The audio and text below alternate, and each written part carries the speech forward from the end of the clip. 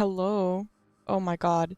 I have no idea what the mixing sounds like. I did not test. I did not check. I didn't prepare. Um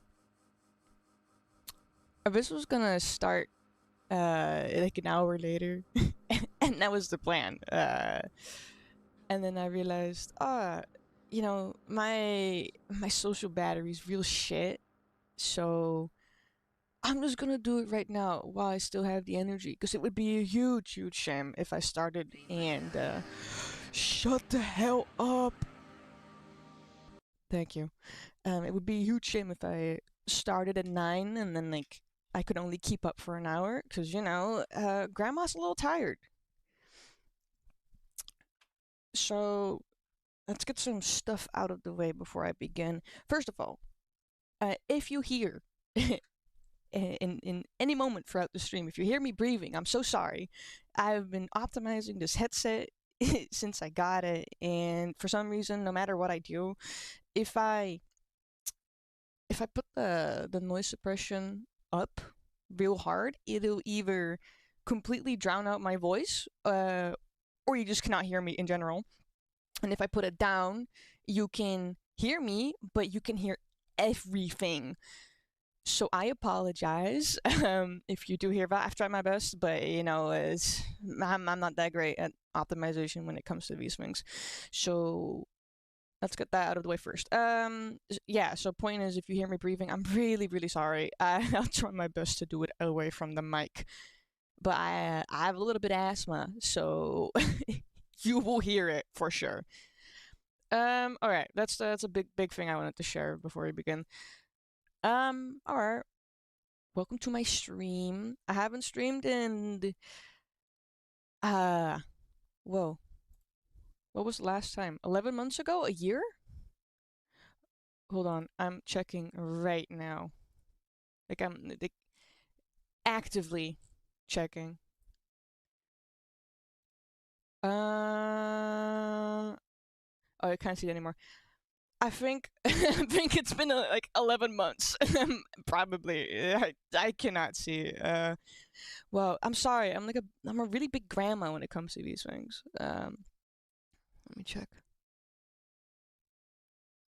Yeah, the last stream was in May. It's not 11 months, but the last stream was in May, and that was that Roblox stream. And then actual production was back in March, and then in July, in 2024. That's crazy. Yeah, first live stream in God knows how long. So that is pretty crazy. Um, Again, like I said, I did not prepare for this properly. I said I wanted to do a retrospective stream, and then I was like, oh, I can do that. And then I looked at my schedule, and I was like, shit, I have a lot of plans. I'm very busy, so I was like, I should do this on fucking. I should do this on Wednesday, even though I had a lot of stuff to do today, and then I'll do it at night. Uh, and then I was like, fuck, I need to make a layout, and oh my god, I had so much to do. But I made a layout, as you can see, very beautiful, very Tumblr-esque. We only have 2 scenes, so you will be looking at the next scene for, I think, yeah, like an hour, an hour and a half, 2 hours. Depends on how long I can keep up, and depends on how many questions we get today. So let's go over what the plan is. I have a pretty comically big, I would say, backlog of albums, EPs, singles, etc., mixes, compilations. I have a lot of stuff because I've been doing this for like 7 years, which is pretty bizarre. So I thought I'm gonna pick out some stuff that I want to talk about, and if people want to, hear about something specifically, I will mention it. So I have some stuff we can listen to together, and then I can talk about it a little bit. And if people have any questions regarding uh, production, lore, in general, what did I think of this? How did you do this? Anything along those lines, I will try my best to answer as many as I can. And if there's no questions, that is okay. I will just continue because I can talk my ass off the entire night. Excuse me. So that's the plan. Let's move over to a better scene. Welcome to my beautiful, beautiful layout. Originally, chat was going to be on that little paper, but I'm using the new version of OBS. Look, again, I'm not ancient, but I use a lot of old software. And I've been using a very outdated version of OBS for fucking years. Um, so so I had to download OBS on my new, because I have a PC now. I'm not using a laptop anymore. I had to download on my PC, and I opened this up, and this is poop from the fucking butt. This sucks. I hate to say it. This sucks. So we're you're gonna see me struggle a little. You're gonna see me struggle, and that's okay. Like I said, we free thrive, we ball, we do whatever. Yeah, tough luck, bro. Any tips on starting and making your own music? Okay, I'm cracking my knuckles for this. All right. Oh my god, that's a great question. Okay, look. I made, and we will talk about this, don't worry. We will talk about this. Back in the humble year of 2019, April 19th to be specific, I made, and quote unquote, let's just say quote unquote, an album, and it was all GarageBand, like samples. It was just GarageBand, nothing more than that. So that's why I say I quote unquote made, because technically all I did was put a bunch of samples in the track and then go for my Scarab. But that's how I started. And while I didn't while I didn't do much, it did make me understand. It did make me understand the general process of how to construct a track, and what a track needs, and generally it just kind of helped me envision composition is a pretty big fucking thing. So that helped. So I would say, when it comes to starting music, first of all, I did not study music theory. If you want to do that, you can. I didn't. I learned through just opening programs and doing my thing. And for me, the start was GarageBand, and I used another program. I forgot the name. They also had an editing software. It was absolute fucking dog shit, by the way. I used that for a bit, and then baby got their hands on on FL Studio, a really outdated version of FL Studio. Because let's be real, guys, nobody has that fucking money when they're that young. And now I have FL 25. I was supposed to update it to 26. I forgot. But in general, there's just a lot you can learn from playing around with samples, or just in general playing around in music programs, putting shit down, making whatever. It doesn't have to be perfect. You can quite literally just do whatever. That's what I did for years. We're gonna listen to some stuff probably, and you're gonna hear how poorly out of sync doo-doo shit they are, but they didn't help me become what I am now.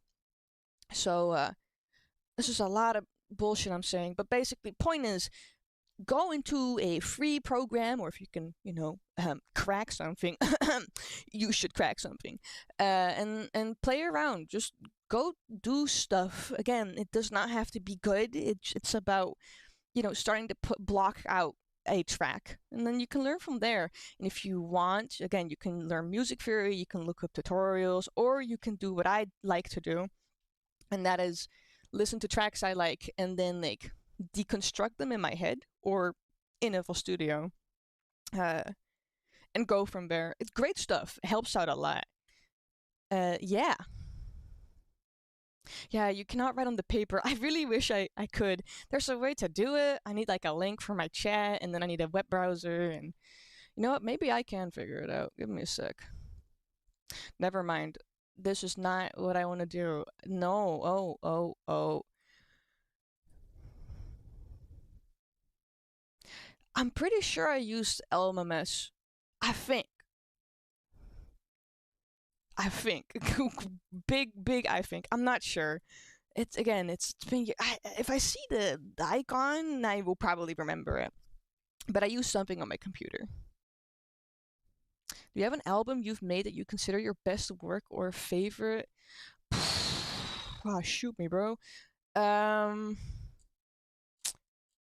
oh my god. That's like picking a favorite child. I knew someone would ask this, and in my head before I started, I was like, I should have a good answer for this. I don't. I don't. I think okay. No computer. I do not care. Let's put it like this. Um, there is work I've made that I am proud of for different reasons, basically. So, for example, I like Posca and the Power of the Gabber Cake because Posca and the Power of the Gabber Cake allowed me to basically make something so simple and short and yet still be interesting and fun. Um, if you've listened to any of my music, you would probably know that I love overcomplicating things, especially with my the music I'm working on right now for my new album. I have this really big thing for making stuff overly complicated and annoying. Uh, oh my god! Thank you for sending me that screenshot. That's what I used. It was LMS. Damn, ancient for me. But yeah, I like making things complicated, and I think that's pretty visible on Victory Lap. And again, it's going to be even more visible on recent stuff. Uh, but yeah, it was just a simple, put together EP, and it was received pretty well, which is great because that showed me that I do not have to like spend months on a track. I can just keep it simple. It doesn't need to have like 50 billion patterns. It can just be cool synth stab, ooh, bass kick, ooh, hi hat, crash. It can just be that, and then it'll still be fun. So I like that EP for that reason. Um, but I think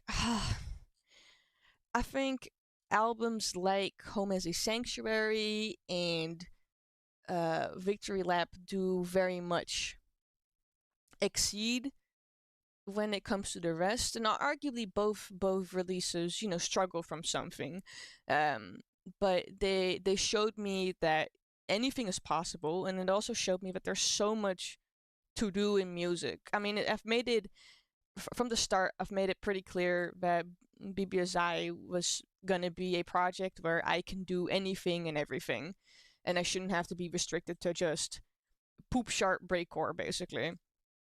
So they're pretty important for my discography. Um, I know they're not everyone's thing, and I don't blame people. Obviously, I don't blame people for that. But yeah, I like Home as a Sanctuary a lot. I do think that the intro and outro track are basically useless, but Bug Boy and Comet Warlock, they go hand in hand. They're these kind of simple, like juke inspired, I would say, not specifically juke, but inspired tracks that use a lot of Foley sounds to make the base of the track. And they're very fun. And then Merely a Receiver, I think Merely as a Receiver is a really cool track. And I also think that Some Kind of Dysphoria is a really cool track. Second Heaven is whatever. I mean, I know one of my friends really likes that track, and it's like when I listen to it, I'm like, okay, it's cool, I guess. And then the collab is also very cool. But in general, I think it's a pretty well put together album, especially for, what was it? Begin 2022. I made it in 2021 and I released it on New Year's Day. And it was pretty cool. And then uh, Victory Lap is very ambitious. I would say that Victory Lap is arguably the most ambitious thing I put together back then.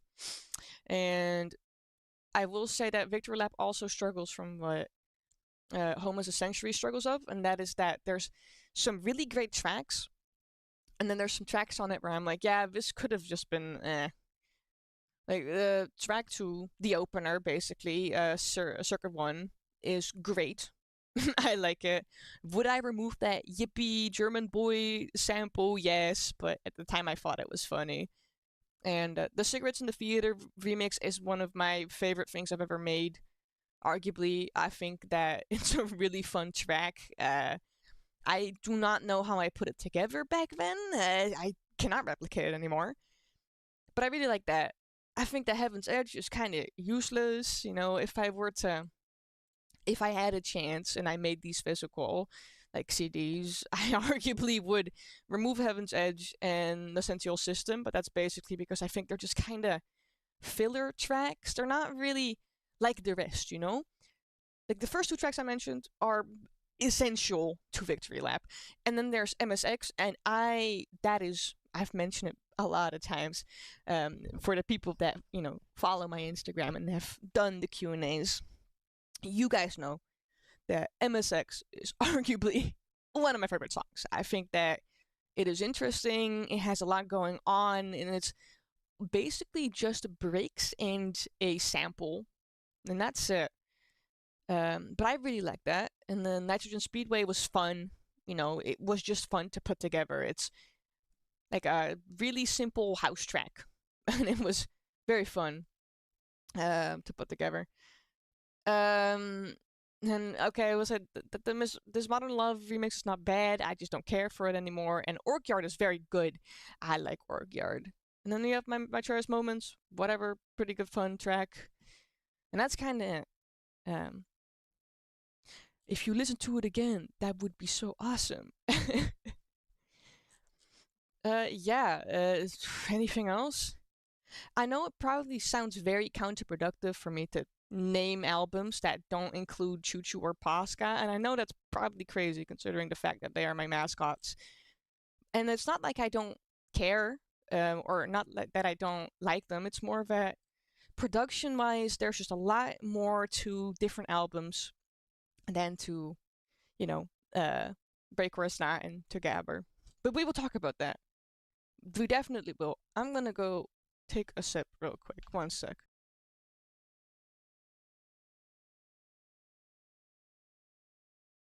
Alright. Before I die of dehydration, let's get cooking. You know what? I think we gotta start strong. I think we gotta start with something that will be low-key oddball knowledge. If I can get the cover. No, I do not want to save the link. I just want to get the cover. There you go. Let's see. Alright, hold your horses, guys. This will be the scariest thing you've seen yet. Boom! First release of the night. Welcome. Let's talk about this, and then we'll talk about the tracks. Alright, if you have known me for a couple of years, you might know this character. You might have heard this. I don't know. But if you're new, this is gonna be a very oddball release. I need to copy this name, and it's probably gonna be too big. Check this out. Yep. There we go. Beautiful. Are you okay with people making fan animations and art about your characters besides Choo Choo and Posca? Yeah, of course. Guys, guys, alright. Let me put this straight right now. You can make fan art, fan animations, remixes, edits, flips, bootlegs, whatever. You can do whatever. I don't care. I love fan art. I mean, I think I've made that pretty clear, especially when I use it for covers. I love fan art. I love fan creations. I hope to inspire people to create fan stuff. Do your thing. And again, Choo Choo and Posca, it shouldn't be limited to those who, please, not to sound greedy, but please do draw my other characters. I love them a lot. And as much as I love Posca and Choo Choo, I have a lot of other kids, and I love my babies. So feel free to do whatever. If you want to make fan merch, I mean, sure. And I don't really care as long as it's the important part, I've had someone ask me this before. If you're gonna make any work and you want to sell it and it happens to have my characters in them, have it be your own art, please. Do not sell my art. You know, that is kind of doo-doo art to do. But if you make like, here's my cool choo-choo keychain, hello bbsi fans, and you want to sell it, sure. I don't really mind. I don't really have a a deal or like any specific rules right now. The only thing I ask of people is to not make, hate speech art or bigoted art with my characters, and no NSFW for obvious reasons. It makes me uncomfortable. But if you want me to make like, I don't know, cute choo choo sticker, I don't see a problem with that. Do your thing. If you want to, again, make an animation, make bootlegs, make remixes, whatever. And by bootlegs, I mean, that's another term for remixes. I have big people words right now. Do whatever. And yes, this stream will be up if I can figure out how. I'm pretty sure that YouTube automatically puts it back up. So, because I assume that, again, I live in a whole different time zone, and I know that not everyone can be here. So the plan was to back it up for other people to see. Oh my god! Again, I'm so sorry if you can hear me breathe. I'm really trying to fix it, but this microphone is so sensitive, and my lungs are just very ass. Like, you can put me in a competition with like actual real lungs, and I would lose, bro. I would lose. I'm so doo doo ass at breathing, so you will probably hear it a lot. Damn, Bones is an ancient character. Jesus Christ, I totally. There's some characters I have that I don't like anymore. Bones was pretty tough though when I made them. Very edgy, if I can be honest. But pretty tough character. Let's get back on track. Welcome to I cannot say this. It's French. I'm not French. Welcome to French word for it's love and pain. That's what I remember. Totally not inspired by Amnesia Was Her Name from Lemon Demon. I'm totally not, guys. Haha. Twirling my hair a little and batting my eyelashes. Yes, that is exactly where it came from. This is made by an alias called Facade, and there's a release that came prior to this, but if I can be so honest with you, that EP is so poop from the butt that I don't even want to talk about it. But I might, of course. But that came before this, and this was the big breakthrough. So welcome to this. What can I even say about this? So Facade was a character, and they've been retired ever since. I mean, have you ever seen that name pop up again in the following few years?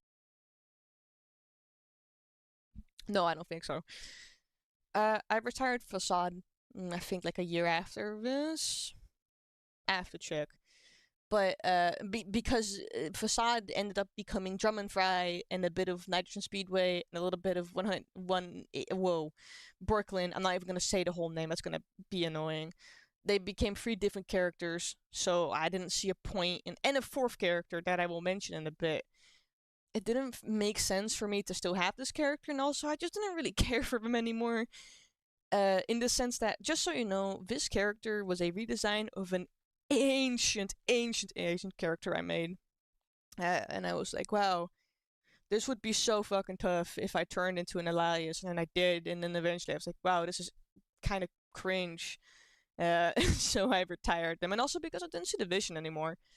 So that's your Facade lore. The important thing to know is that Facade basically was my quote unquote drum and bass and jungle like Elias, and that's why I said they've been replaced by four different ones because they overlap too much. So they were that, and I made this album, and it's pretty short. I might not fully play everything. We might just skip through some stuff, but yeah. Let's just start with this. Nicotine is the main psychoactive component of tobacco. It primarily exerts its effects by activating or acting as an agonist at certain receptors for the neurotransmitter acetylcholine. These receptors, known as nicotinic acetylcholine receptors, are found throughout the central and peripheral nervous systems. I like that. This is so loud in my fucking ears. Hold on. There you go. That's a little bit more listenable for me. So this is the intro track. It's called That's Nicotine Baby, and it's a collab with Pasca, as you will hear in the following few seconds.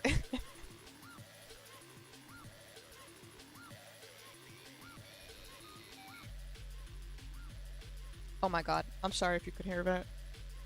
I'm so thirsty.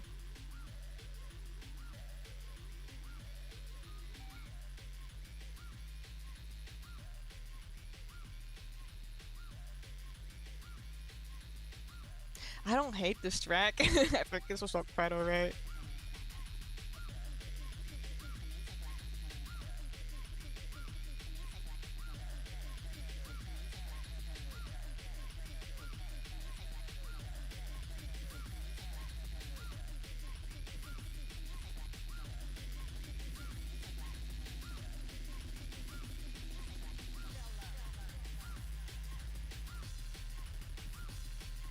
Damn. That not mixed crash. Ooh.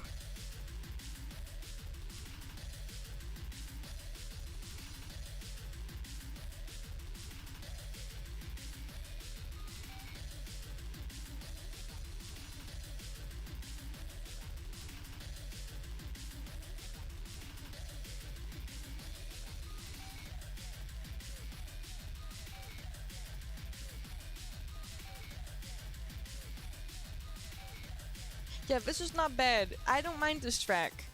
I think it's quite fun. It was a good intro, I would say. We just gotta listen to the full thing before I get more into my problems with this release. But look, I'm gonna be dogging on myself a lot, and I think I have the right to, because that's the beauty of being an artist, as they say.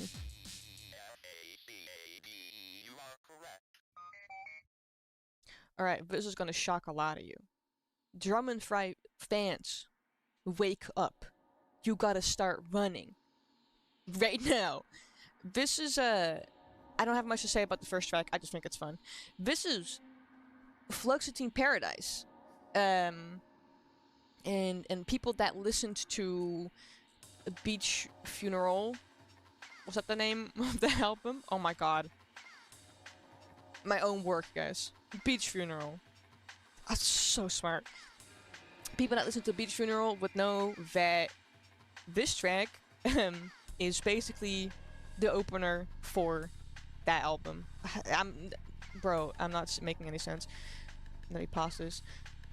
Basically, I ended up remaking this track for Beach Funeral, and arguably the version on Beach Funeral is like leagues fucking better, because this is just an insanely long intro, and the actual middle part of the track is so incredibly annoyingly like stretched out. It's too long. You'll hear it.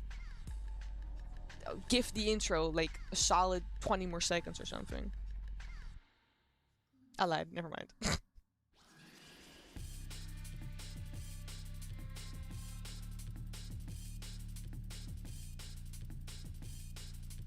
This track is 3 minutes and 20 seconds long. This is the entire base of the track. Just this. Wow.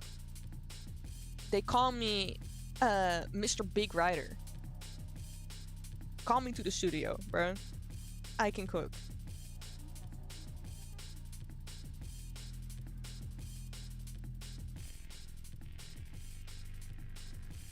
It's not, again, it's not terrible. A lot of the stuff I will show up that's old is not terrible. Well, there will be some terrible stuff probably.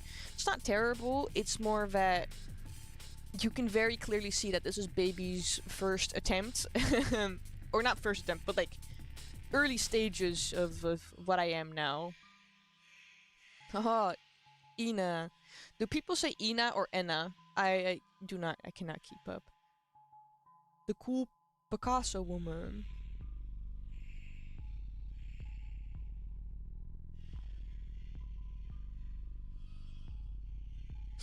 But you see my point, right? It's just the same fucking thing over and over again. Oh my god. Again, don't hate it. Just think that it's a little boring. Like, it gets a little exhausting at some point. Like, ah, yeah, that same break. Mm-hmm. Sick.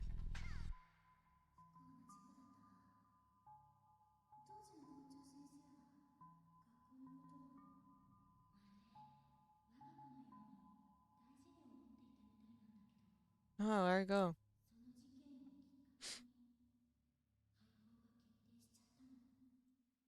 Thank you, Corpse Party woman. Do people remember Corpse Party? Oh, okay, never mind. We cannot talk about Corpse Party.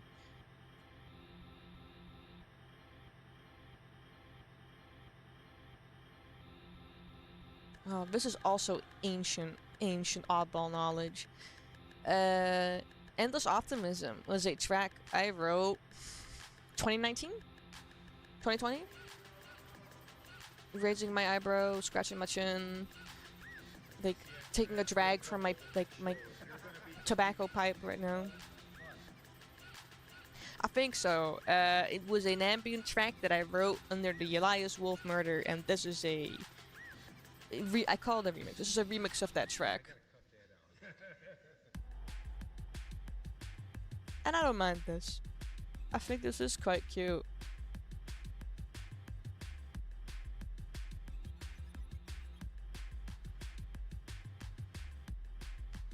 I mean, it kind of suffers from what most of the tracks have on this release, and that is that, you know, it just gets a little repetitive. But in defense of myself in the year 2021, a lot of my work nowadays also has that. A little bit less, but, you know, a track being repetitive is not specifically a bad thing.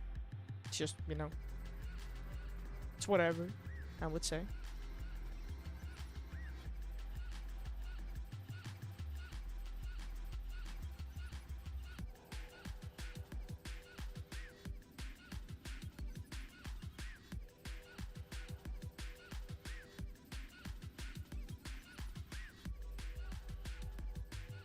Ironically enough, the way I produce this track is a way I produce a lot of tracks now.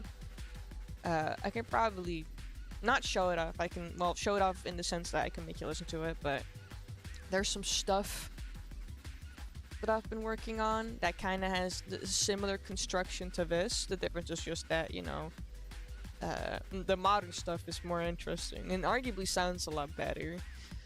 But this track is pretty fun. I think if there was like minimal changes and better mastering, I could probably pass it off as a track I would make now. It's kind of ahead of its time, I guess.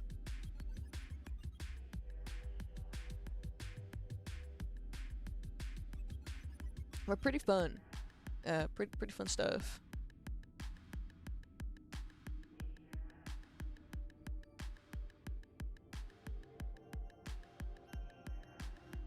I beg to differ. Trust me, there is some stuff that I've made that is arguably not good. And again, that is completely fine. I think that every artist makes something that's just kind of shit. I would say that my modern stuff has a lot more, you know, hits and bangers compared to what I've made in the past. There's also modern stuff that I've made where I'm like, this is this is whatever, I guess. Like Loki, this track, it's not bad. It's just this is a Choo Choo and Facade track, and you'll never guess. You're never gonna guess the vocal sample used in this. Trust me. Start shaking. Start shaking in your boots. Start shitting your pants.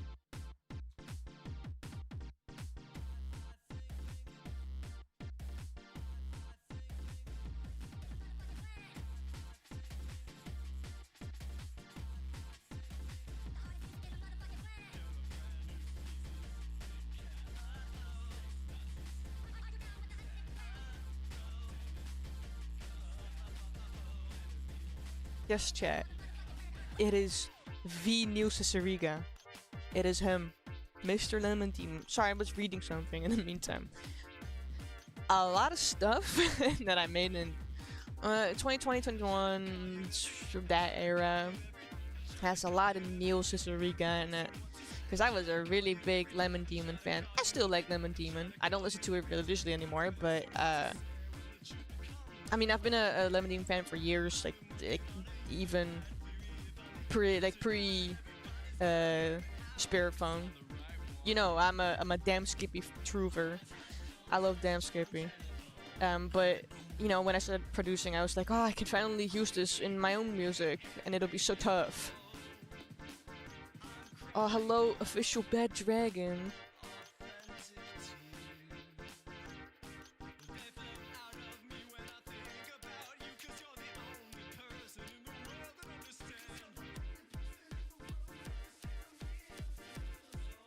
Yeah, look, I was one of those people that in how am I gonna say this?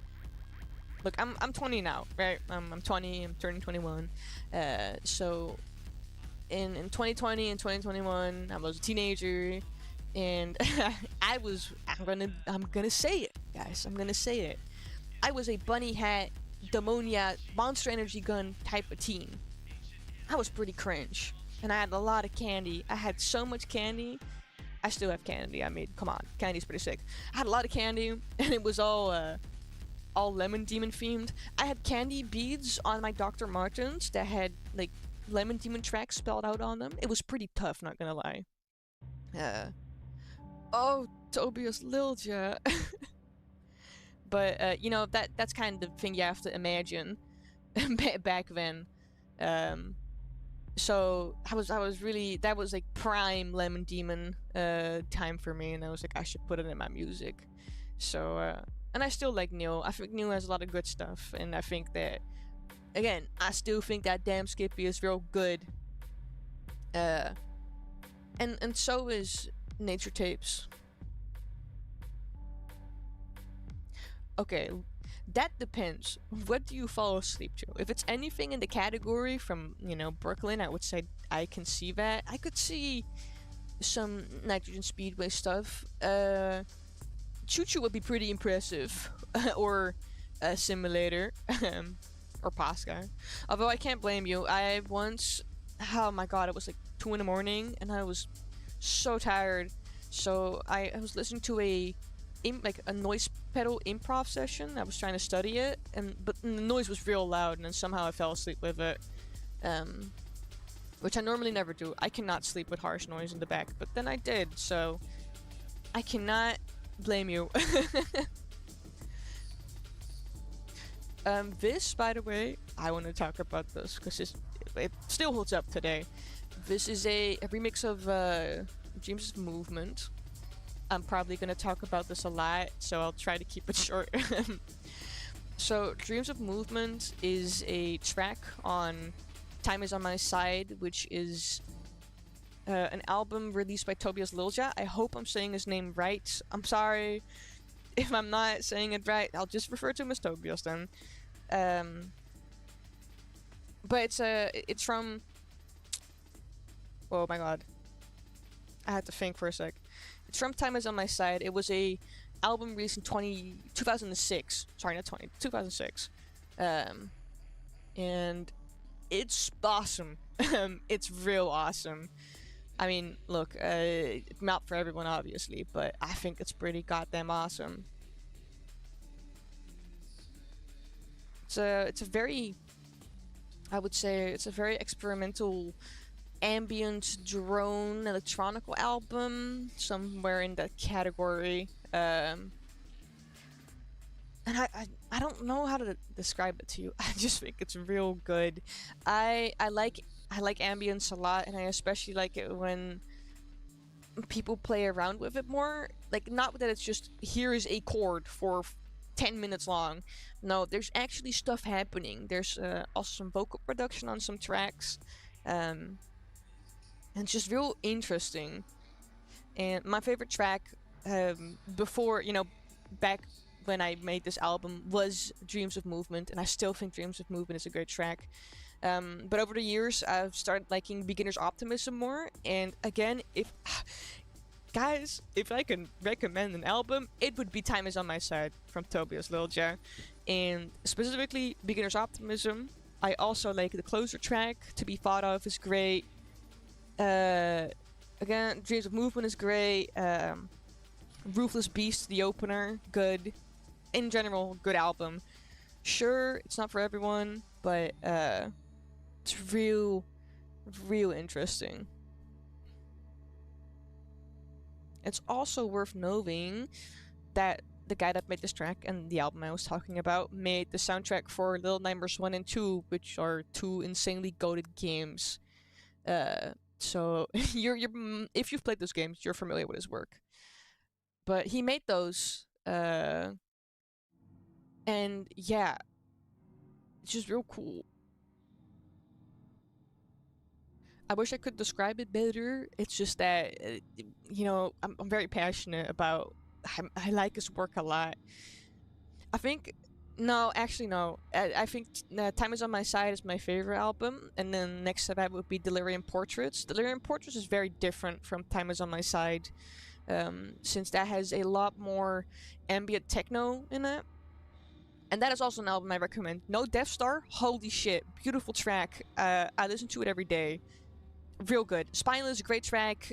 Birthday Cake, great track. A lot of good stuff. If you like ambient techno, go listen to it. Alright, enough talking about Tobias Lil J.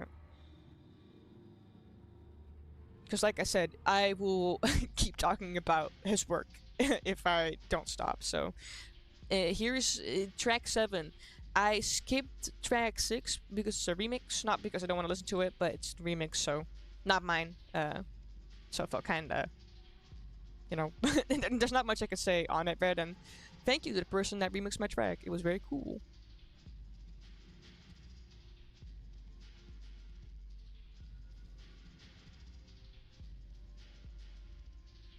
Loki, true.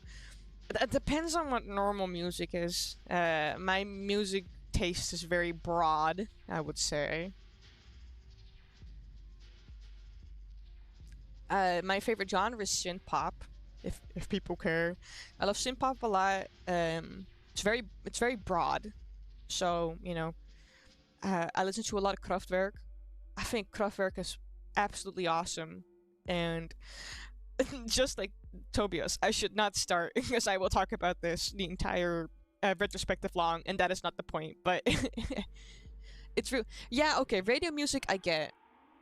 I don't listen to radio music either. Radio music here is like listening to K-pop Demon Hunters Golden for like 5 hours long, and I cannot do that. I'm sorry. I do not like Golden. It pisses me off. But in general, for me, synthpop is great. I like EBM. Not EDM, EBM, electronic body music. And then industrial is pretty cool. I don't know. I like cool, fun music? Question mark. And I like Gabber, obviously. I like hardcore. I like jungle. I like juke. I like experimental works. I like so much. I mean, what is my most listened to track? I'm opening Last FM right now. Hello, welcome to the stream. Oh, by the way, this is the ending track. It's called Waiting for the World to End, and the track is quite literally semi-taken from a track with the same name from Look Mom No Computer.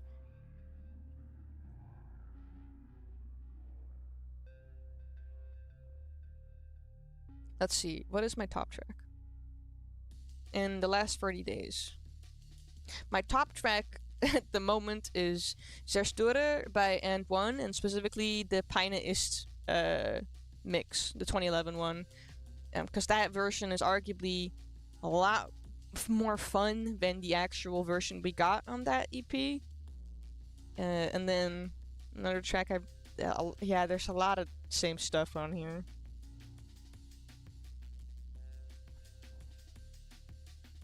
I was also listening to House a lot, and I know House is memed on a lot, and I'm talking House like Charlie XCS House, but House is such a good and low-key caught me off guard track, since I wasn't expecting Charlie XCS to make like an avant-garde like noise wall track. It's real cool. No way my mic is picking up me scratching my face. How? If I start if I start like pitching up my voice, it cannot track my voice, but when I scratch my face, it can pick up. Bro, I need a new mic. I need a new mic. I've been saying that for months and I still haven't done it.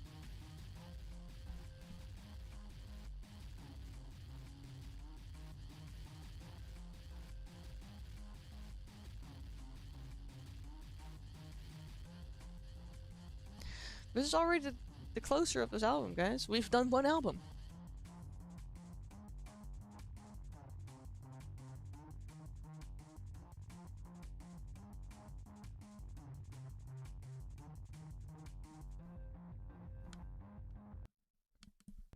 Oh. I clicked on a button and all of a sudden my whole Bluetooth fucked off. Okay. Sure.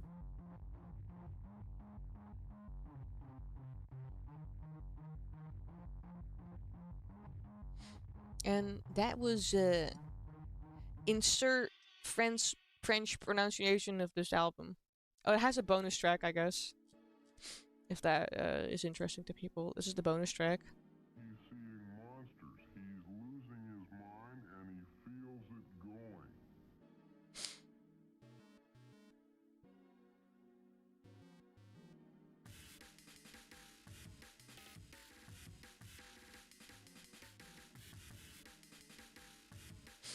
Yeah, that's kind of. I'm sorry, it's not that interesting. Yeah, that's that. I don't have much more to say about it other than, again, it was the follow up to Back Rooms. It was called the first release from Facade, and it was also the last thing Facade ever made because they were retired shortly after. But it's interesting to listen back to, especially knowing that this eventually inspired different characters along the way. So, hallo Minou, wat gezel! I'm so excited. Yeah. So, oh my god, now I have to like think of what I'm gonna do. Looks, there's so much stuff. There's so much stuff, and some of it is just so bad. So bad. Like, not even enjoyable, just bad. So let's see here. Let's talk about. Look, I know what the people want. Let's be real, guys. The people are here for one thing and one thing only, and that is this. Let's talk about Gabber, shall we? Let's talk about Gabber. How much can I even play? Okay, I think I can play most of it. I mean, I will get copyright strike anyways. That's just how it is to be in the business. Hit album Gabber, July 7, 2022, guys. Illustration done by the awesome and amazing Nick. You guys have seen their work, across various releases of mine. This wasn't released under Choo Choo or Posca. It was released under Panic Paradise Rave Department.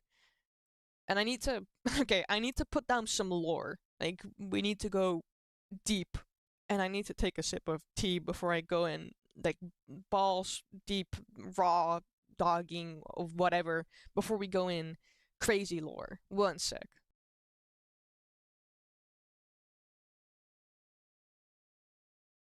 Alright, let's go at the start. It's the year 2019, right? And the little teenage Cheri was like, oh my god, I need to cook. I need to start cooking. I need to get to work. Because what does a lonely furry teenager do when they don't have any friends? They go online. So, and that's kind of how. Okay, that's like a short version of how bbsi started. But bbsi exists because when I was a teen, I was like, damn, I don't really. I needed a creative outlet, right? Because high school was tough and there was a lot of stuff going on. So I was like, okay, creative outlet, let's do music. And that's how BBSI came to be. However, here's the however, guys. BBSI was never called BBSI. That changed, I think. Whew, wow, when did that change happen? I think. Oh my god. Holy shit. Now I'm challenging my own knowledge. I think it happened around 2021? Question mark? Question mark, question mark, question mark? Around that time, I changed my branding. When I started, this project was called Dumbo Records, but it was spelled dump, like, -000 records. And that was the humble beginnings. And then, so you had Dumbo Records, and that was the label. Because remember, all of this is fictional. I don't actually run a record label. And it was for world building. So it was called Dumbo Records. And then there was this subcategory label called WBBPM, which I still remember this, which stood for Wicked Breaking Beats Per Minute. Tough ass name. Come on, guys. It's so tough. Lying out of my fucking ass when I say that, by the way. So that's how it started. And then in 2021 I rebranded to Burning Brain Sound Industries. But that's how it started, right? And then during that era of BBSI, there were multiple departments, and there's probably on my ancient iPad, there's a note that has every single alias and like group, duo, project, label, whatever, like in there. But I don't have it on me right now, so I don't remember everything specifically. But what I do remember is that there was this thing called Panic Paradise Rave Department, and Panic Paradise was taken from my at the time like character lore AU situation, because it was called Panic Paradise, and characters like Choo Choo and Posca, or well, Posca didn't exist back then, it was just Choo Choo, but characters like Choo Choo and 666 Volt were also in there, and a very very early version of Danny. So it was called Panic Paradise, and that's how the name came to be. Now, Panic Paradise has been redacted for years, because in general, that whole part of my character lore has been redacted. I don't care for it anymore. I'm working on something better, but that's where the name comes from. And so the reason it's called Panic Paradise Rave Department is because, haha, you have BBSI, and then you have under BBSI you have another group. It was a group name, and that's basically what it came down to. It was a group name, because I didn't feel like naming it just Choo Choo, and then Gabber, because it's Choo Choo, and there's Posca, and there's Plurdev Graveyard, which is just Daniela Rave Robber, and then there's Drum and Fry, and then there's that was actually there's nothing more than that. But it was a group name for this sort of thing. And this happened often. There was also a group called ICU Bunkers, which never really made a release, but that was a combination of Brooklyn and Wolf Murder. And so you kind of get the idea, right? That was kind of the vision. Although before it was called Department, it was called Panic Paradise Rave Inc. I mean, if you have heard some of my older stuff, you will see that name show up. I'm pretty sure of it. I lied. It's not on any modern releases, but it used to be named that, and then it became Department. So that is some general ground lore, ancient oddball knowledge. But basically, right, to get back to the actual album itself, Gabber is a sequel to Break or Beasts, and Synchro Cheeks versus Emo Nerds. I don't even want to fucking. I'm not gonna talk about those. I'm sorry. They're so embarrassingly bad, and I'm very embarrassed of them. Like there's some old stuff I've made that I can listen to, and I'm like, ah, yeah, it's cringe, whatever. I was a young teenager. I didn't know what I was doing, whatever, right? Those two, however, no, I cannot. I'm sorry. That's like I don't want to talk about it. I am genuinely apologizing for what I made back then. It's so bad and it's just not. No, it's not good. But it was this was the spiritual successor to poop and from the blood, basically doo doo and shit, constipation and diarrhea. Um, but it's important to note that originally this album had a whole different direction. I need to cough 1 second. This was gonna go into a whole different direction, which you can see in the bonus tracks, which I will listen to very quickly. But it was gonna be a whole different thing, and then I was like, no, this sucks. So I made a whole new album, basically. That's what Gabber ended up becoming. But then making this album, I was like, this also sucks. But out of genuine frustration, I was like, I should just release this. Like, I don't care anymore. I should just release this. And then I released it.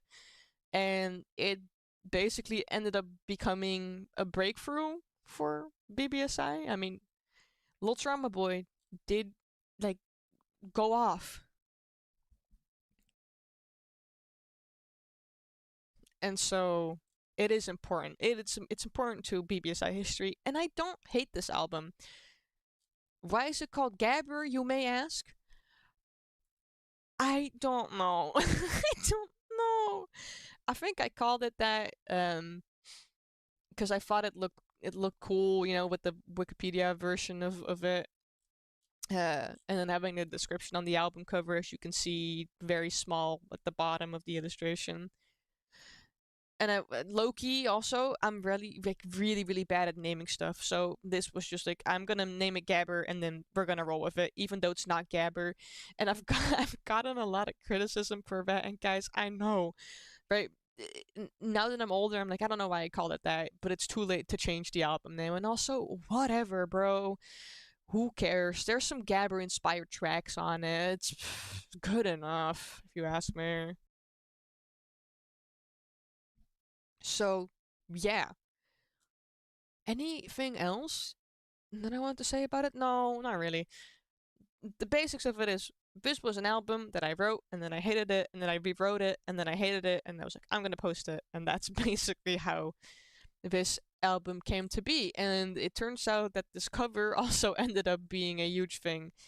People really like the cover. Again, you should thank Nick. Nick's the GOAT. They've done so much work for me, and they're my best friend. I couldn't ask for more. And I would say this is a pretty iconic illustration in the bbsi catalog, to say the least.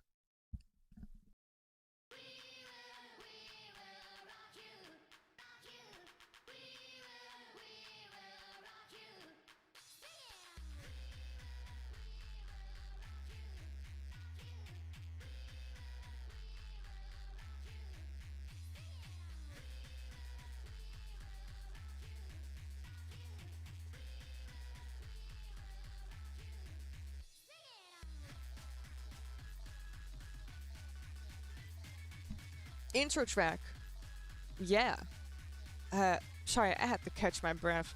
This is the intro track. I like this intro track a lot. It's very simple.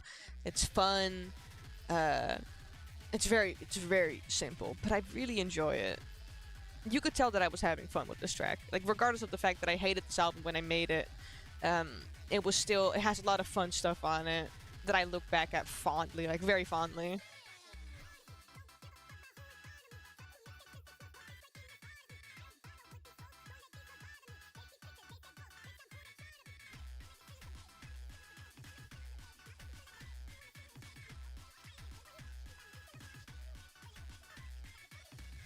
Names are tough, bro. Names are so tough. And I'm just naming my albums. I can't even imagine what it'd be like changing your name. Although no, I can't imagine. I can very much imagine. I mean, if people that know my online presence, I really struggled coming to terms with my name. I was like, I want to have a tough ass name online. And then I was like, well, actually, I don't really care. Yep, still here. Oh boy. So people can call me. I don't really know. If you want to call me Choo Choo or Bosca, that's fine by me. I mean, Cherub is the name that I prefer. But that's just because it's my online handle. When it comes to album naming or track naming, I'm gonna be so real with you. I'm so comically bad. And you will see it in future releases, trust me. In my newest release, it's very obvious that I'm not very good at at making up names. Like, it was so bad to the point that I had to ask my friends, like, guys, give me some random words or like shit out a name for me, please. I don't know what to do. But the track name, like 200 beats per minute wasn't enough. Makes sense because the track is 210 beats per minute. Okay, hold on. I need to not skip. I need to go back. I've been getting asked so many times, and I get why. What the intro sample is to this one. Hold on, I got a real ass blaster ready for you. And so this was taken from a Phasmophobia game I did with two of my friends. That you've heard them before. They're sampled in both of those friends are sampled in different tracks. But it's nothing more than that. It's just the same. It's from the same session that fuck. What? How does the sample go again? Wait. I'm sorry. That thing in Keep Yourself Safe. Same session, same game, same friends, basically.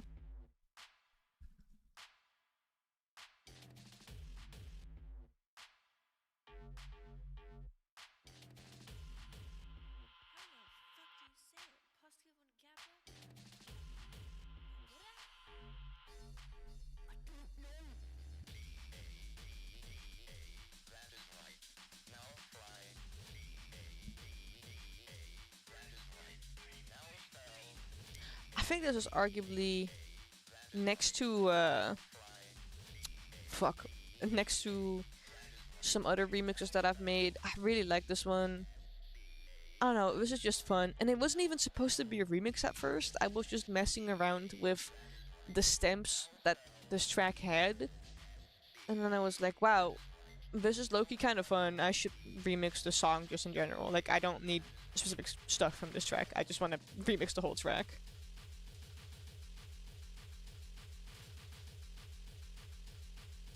But I liked it a lot. It's very like kick driven. Like the kick kind of leads the song, which you can very much hear. And I thought that was very fun. I don't know. It's kind of there's a lot of examples of this, but kicks can carry a song to a degree that is genuinely baffling. Like, what do you mean? A kick in different semitones can sound that cool? Wow, tough.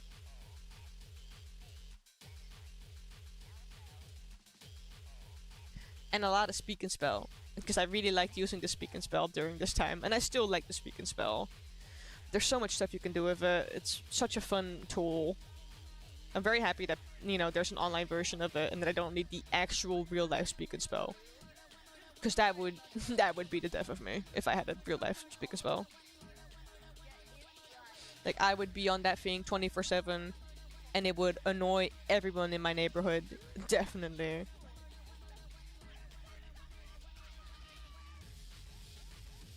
And that sample, alongside with How the Fuck Do You Say It, Pascal from Gabba, are also made by the same two friends. They've done a lot of vocal work for this album, but also albums in the future that came after this, basically. And I'm not gonna say much yet, but we might have something in the works together. I'm not gonna say much yet. It's still very much in the works. Let's just say that it's very much work in progress. But yeah, you know, potentially keep your eyes peeled for when that starts going into motion. Also, I like this part of the track a lot. I think this is so fun. The kick just follows the bass that the song has, and I just think it sounds cool.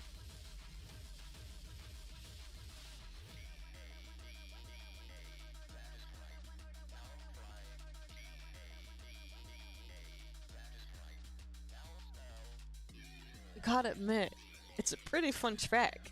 I think this is really fun. This is what I mean with, I don't look back at all my work negatively. There's a lot of stuff that I think is fun. Like this track. Is it overly distorted? Yes. Oh my god, absolutely. But that's also kind of part of the appeal.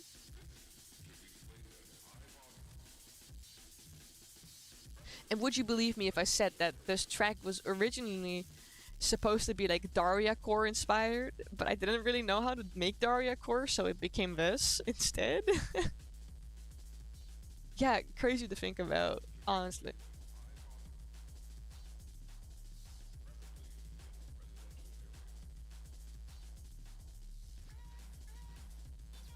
So by the way, also the reason this track is released under Daniela Rave Rubber instead of Chuchu or Pasca, it's because I was like, if I'm gonna make Daria core, I should have a separate alias, and then I never made Daria core. So the alias change was kind of useless.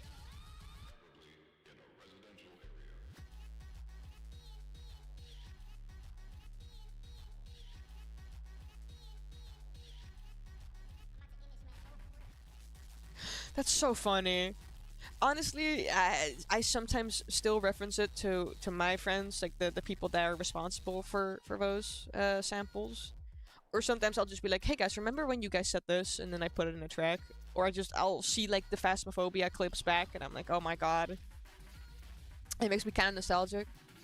Because a lot of that stuff was recorded during, like, not specifically lockdown, like, but post-COVID basically, when a lot of us were still locked up in our rooms and we had nothing going on.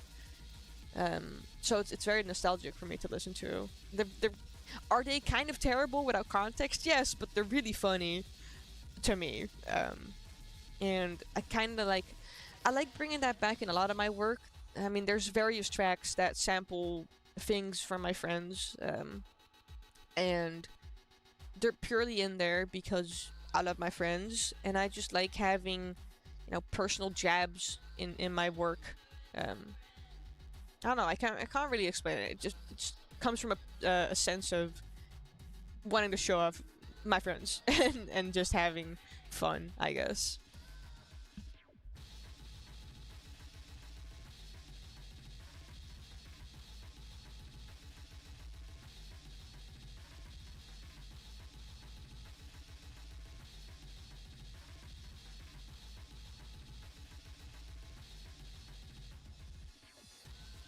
I also think it's worth noting that the bass of this track is sampled from a Yame? What's her name? Yummy Online? The, like, Loki Vocaloid? Sort of? Not Vocaloid. I'm sorry, I don't know the term. What was the song called again? It's the chick that made Baby My Phone. Oh, and the track I sampled was Yame versus the World. And you can sort of still hear it in this track, but the whole track is based off of that. Because I really liked that artist back then. I don't listen to him anymore, but I thought it was a very cool track, and I was like, I should do something with it.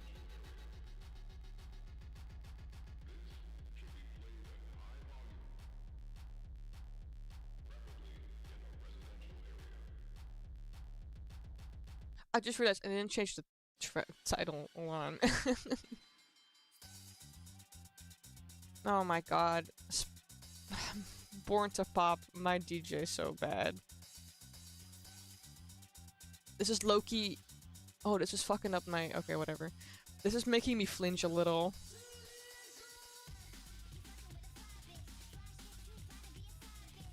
what can I say about this? So, would you believe me if I said that this is a collab track with Choo Choo and Drum and Fry? Loki, I think I only made it a collab track with Drum and Fry because it had DNP elements. But this could have just been a Choo Choo track. Yeah, I don't hate this track, but that's because the bass sample for this is Special Cooking, and I like Special Cooking a lot. I think it's a very fun track. It's one of my favorite charts to play on Poppin'.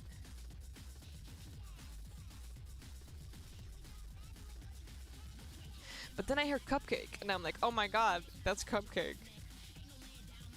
And then I just, yeah. What can I say? What can I say?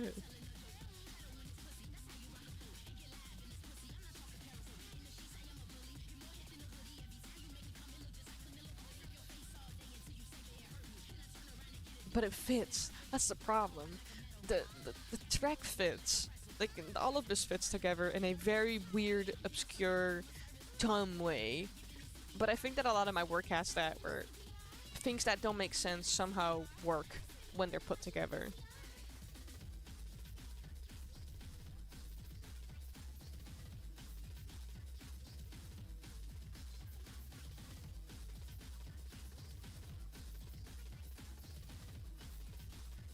I don't even know what the theming is for this. I think originally the track was just gonna sample, I don't know what the original song was called again, and I hit the gas or whatever, and it was gonna be like car driving inspired, and then I found an acapella of CPR by Cupcake, and I was like, this is too good to not use. So the original motif for this track got lost.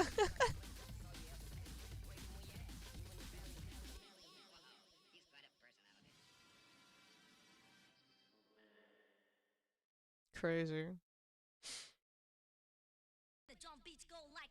Oh, okay. This is gonna get me copyright struck. I mean, whatever. This is arguably the first track that made me popular, I would say. It became an animation meme, which is still baffling to think about till this day. I want to explain this title, right? It's called Lil Trauma Boy, MCD, Ease Nuts, Funny Bootleg Mix. It's not even a remix or whatever. I just put it right there because I thought it sounded funny, basically. I just thought it sounded funny. A lot of my work is, I think it's funny, so I'm going to put it in. But the name Lil Trauma Boy comes from an ongoing joke we had. For those who know, or those who don't know, I used to work on Versus Amori, which was a friend at Funkin' Mod, and we called Amori Lil Trauma Boy. So that's where the name came from. And then the MCD's Nuts Funny Bootleg Mix, MCD's from Pop Music, and then these Nuts. I don't have to explain it, I think. A lot of stuff speaks for itself. But yeah, that's the reason it's named that way. I mean, there's not really a coherent reason for it. I just thought it was fun. And the fabled Maurice sample. And I've shared a lot of stuff about production on Instagram, so I'll talk about that here too, obviously.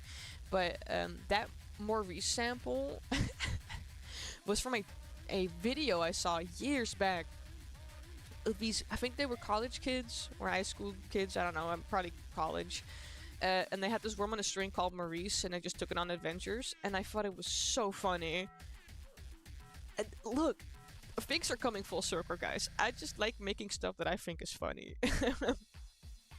Or at least I used to. You can see that in a lot of earlier work. And some of it works, and some of it is absolute dog shit and embarrassing.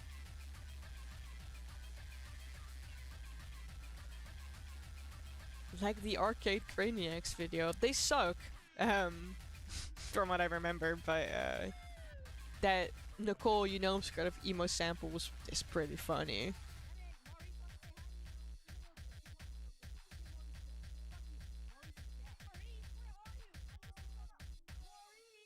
Yeah, iconic Burning Brain sound industries track. Oh my god, this remix. Okay. I personally think that this remix is very lacking. I know a lot of people really like it, and I'm not saying it's bad, I just think it's lacking, you know? Because Dog Walk is a great song, like it's real fun. I used to listen to it a lot. But I felt like I wasn't doing it justice with this remix, and I still don't feel that way.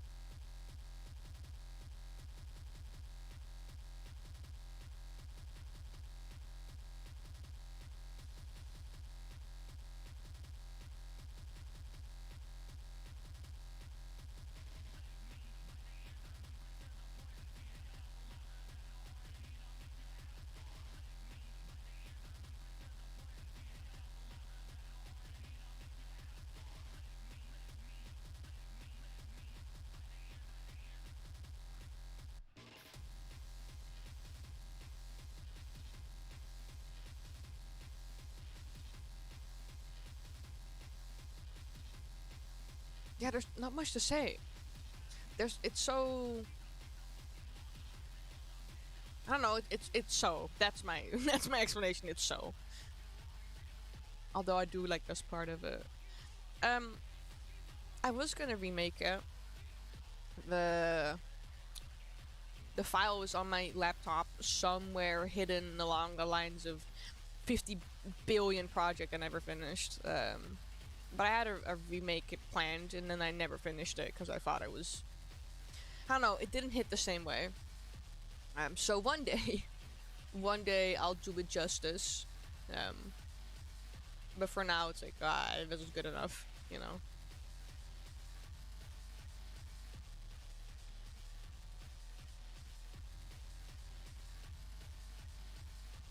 It does hold up to the title, I guess. It is very Death Dance. Sorry, Death Star Emoji Dance. Gotta say correctly. Gotta use its full name.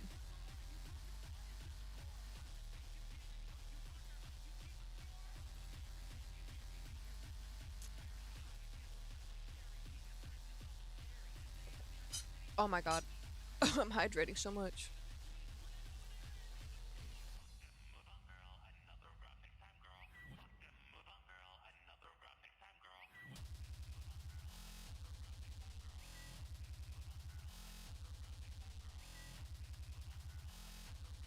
Oh, joyous speedcore kicks.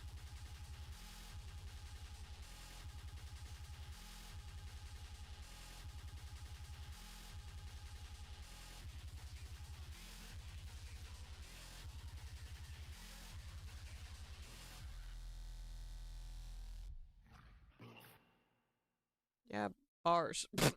Bars, I guess. You know what, I'll play a little bit of this, because I think this remix is fucking cool. Sight ate this up. Especially because the original track is not that good. But this is great. I'm gonna skip through it a little bit, though. Like, this is fun. Come on. Oh, Soldier Boy.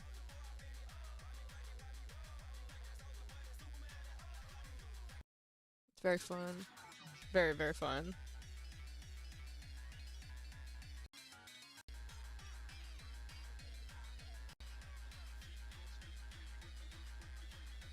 I enjoy it a lot. Um, wow, bro, I swear when I released Gabber, it was very long. Like, at least in my head, I was like, this album is long. And now that we're listening to it, I'm like, wow, this is very short. Oh, that is so tough. If I wasn't disabled in both feet, I would be doing the same. because you know I love Hawker. I'm not good at it, I'll admit. I'm a fraud Dutch person, but you know I do love it. Um, remember how I said that this album had a whole different like take, like it was gonna be different, and then look at this. This is the bonus track. There's it's a product of its time. Let's just say that it's a product of its time.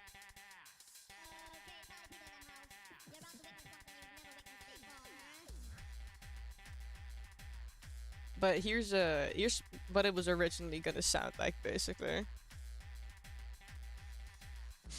And oh, fart reverb.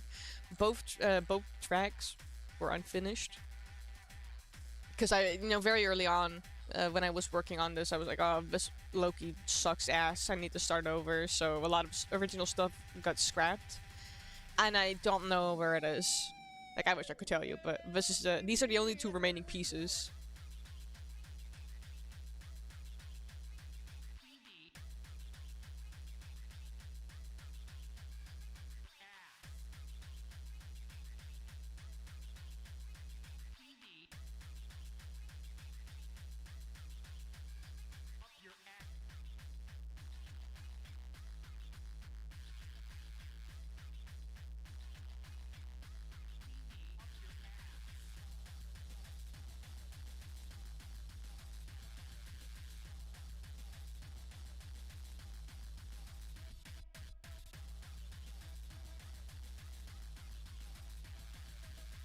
And you can hear it here, because this came before the actual remix of said track.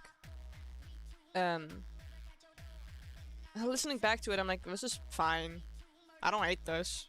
I can see why I took a different direction, but it's not poop from the butt, basically.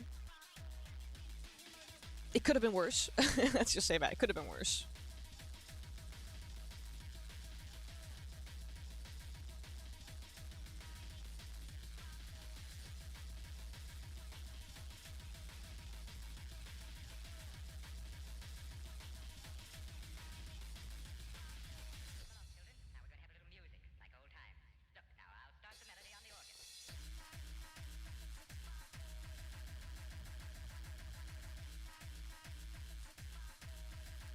No, I don't hate this.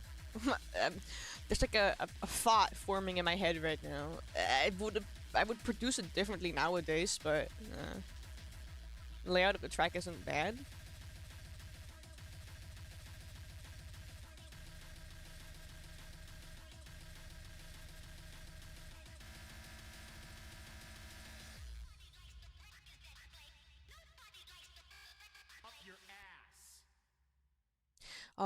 I do remember liking the track this track. Your mom will appreciate. Look, it's that hit sample in "Come On Dance With Me" from hit artist Pasca from Gabba.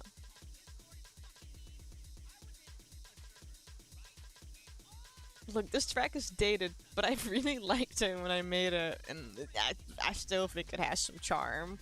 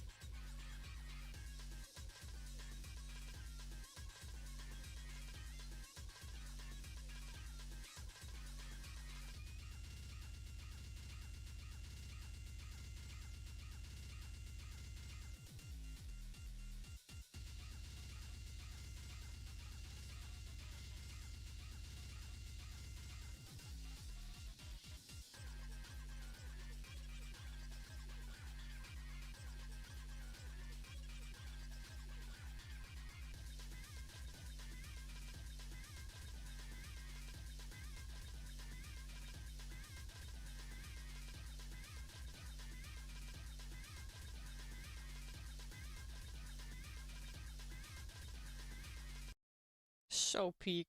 Wow. Great. Yeah, those two tracks were the pillar stones, or just in general pillars of Gabber. And then I was like, no, this sucks. I want to do something else. And then I did something else. And then I was like, no, this sucks. And, you know, you already know the story by this point. You've heard me talk about it for a bit now. But yeah, that was that. And again, I don't have much against Gabber. I think, again, it's important. It's very important for the great history of Burning Brain Sound Industries. And there's some really fun stuff on it. Again, if I'm going to say again so many times. There's just there's a lot of production stuff like value on this that I take with me, you know, to the current day. And yeah, I'm gonna like zap myself every time I say again. Like it was just torture method. So that's Gabber. Let me see. I had a list of stuff I wanted to talk about. Um but I forgot. What's next? What should I do next? I'm already like halfway through my time. I wasn't expecting to go on this long. I honestly thought I was going to be skipping through most albums, but I'm quite entertained. Mm, let's talk about. Mm, let's talk about Beach Funeral. Yeah, why not? It's on theme. I think that's a pretty good one to talk about next. It's short, so that works out. Beach a funeral. Let's change the text. I'm so good at streaming. I'm so good at streaming. There you go. Boom. Beach Funeral. I'm just gonna play the first track and then I'll talk about Beach Funeral in general. Beach Funeral, first EP slash general release from Drum and Fry. And as I mentioned during that Facade album, the opener track for Beach Funeral is a rework of a track on the other album. Because I thought that the original track sucked, and I still think it sucks. So this is the rework of that.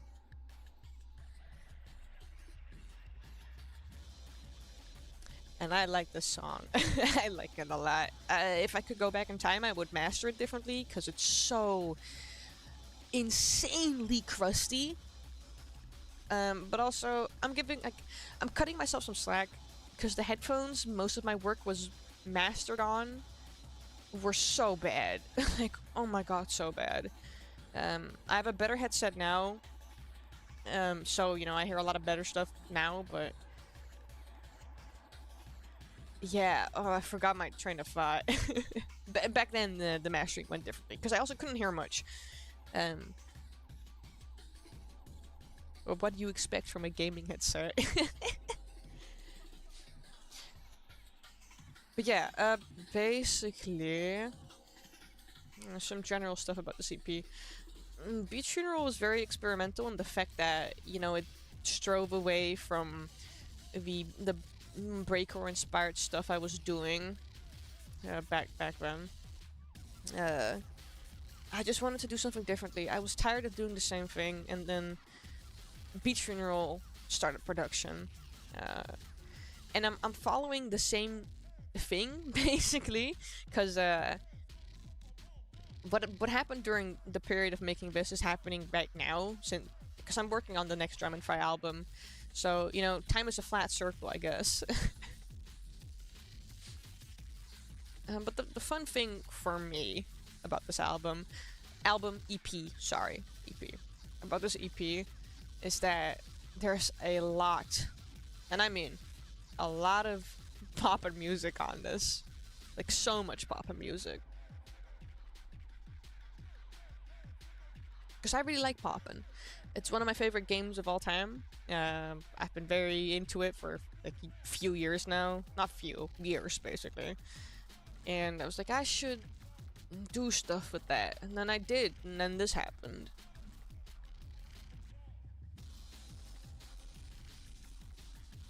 It's also a good thing to mention now. that the cover for this changed. Originally, the cover was drawn by Cass, one of my friends, and I recently decided that I should. Well, not that I have to, but I was like, I want to change the cover to match the Spotify release. And then I did. Not because I didn't like the original cover, but I kind of like. I did my friend's art so dirty because I cut it off, like, just so you could see their eyes, and I was like. And then I looked back at the full illustration, I was like, why didn't I just use the actual full art piece? It's such a shame. So, you know, that's kind of what the change happened. And also because, it fit the Spotify release and just fit the Bandcamp layout. But yeah, fun track. And like I said, the whole EP is just doing something new. A lot of stuff that came after this is basically doing something new. And this is that first pop and music track, basically. It samples Love We Never Knew. I'm pretty sure that came from Poppin' 1. Need to think about that for a sec. But I think it's a really fun. Yeah, it came from 1. It definitely came from 1. Did it? Wait. Wait. I'm gonna check right now. Google.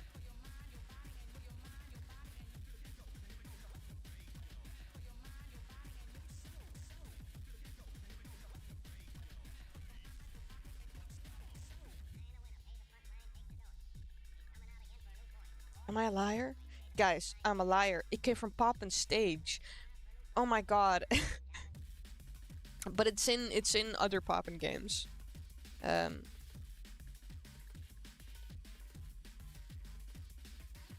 I did not. Oh my god, I did not like Poppin' Stage. I think that's why I forgot that it came from that game. The gameplay for Poppin' Stage was so bizarre because they basically made it DDR but bad. And no, not good. Not good. I'm sorry if there's any Poppin' Stage fans out there. I did not like it. Anyway, point is, pop music song. And then I worked on top of it, and then it became this.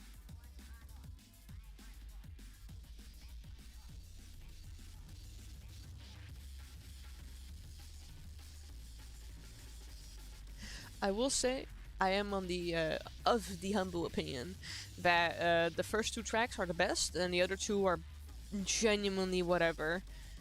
Again, I don't think they're terrible. I said again, I need to slap myself. They're not terrible. It's more of a the first 2 just knock it out of the park, and then the other 2 are just kind of like, eh.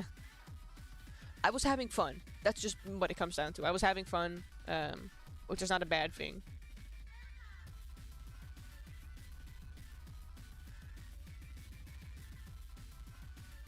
I have always been particularly, like, annoyed, not annoyed, but like bothered by that rave stab I did here.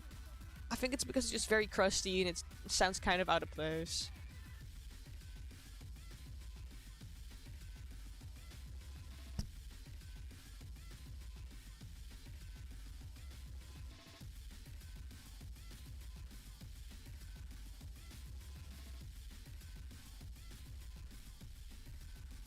That reminds me, I have a Genius page apparently that someone made, and that's great, you know, cool stuff. And I was like, I should add to my Genius page. You know, I created these songs. I know most about myself and about the production of these things. And then I proposed like an edit to put lyrics on it. And like some lyric like breakdowns or track breakdowns. And a few of my things got declined, and I was like, guys, please, I made the song. I know. So, you know, I can laugh about it, obviously. I mean, it's not a big fucking deal, but it did make me laugh. Like, guys, I think I know. I think I know what I did when I wrote this track.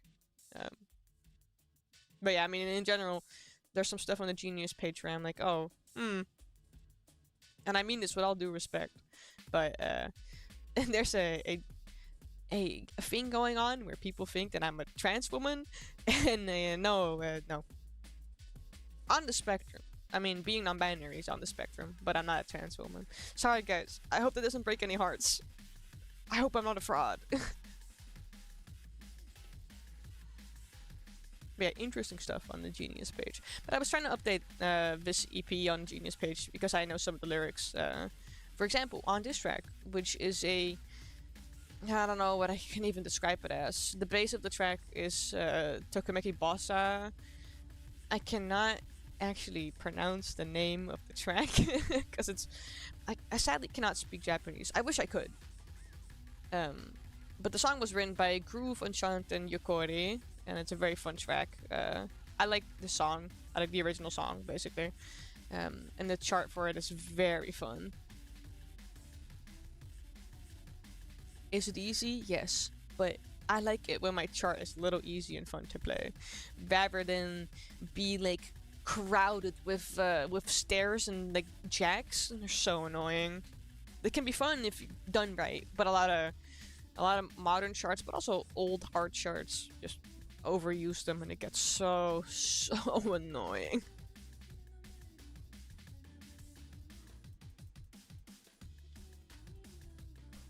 Excuse me, Ation.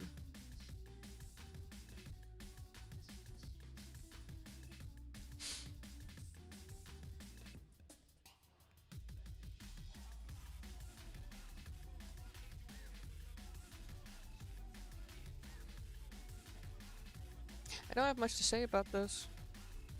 And in general, Beach Funeral was just fun to put together.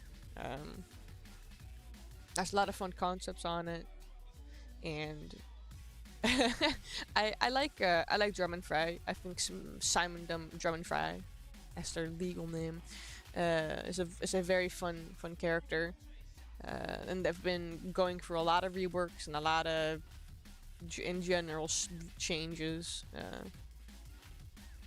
and that's what makes it fun. I like it when I get to expand on a pre-existing character and, you know, go a whole different way. Filters? Why do I have filters? Oh, I can't see. This is the only track that low-key bothers me, but that's specifically... Look, those who know.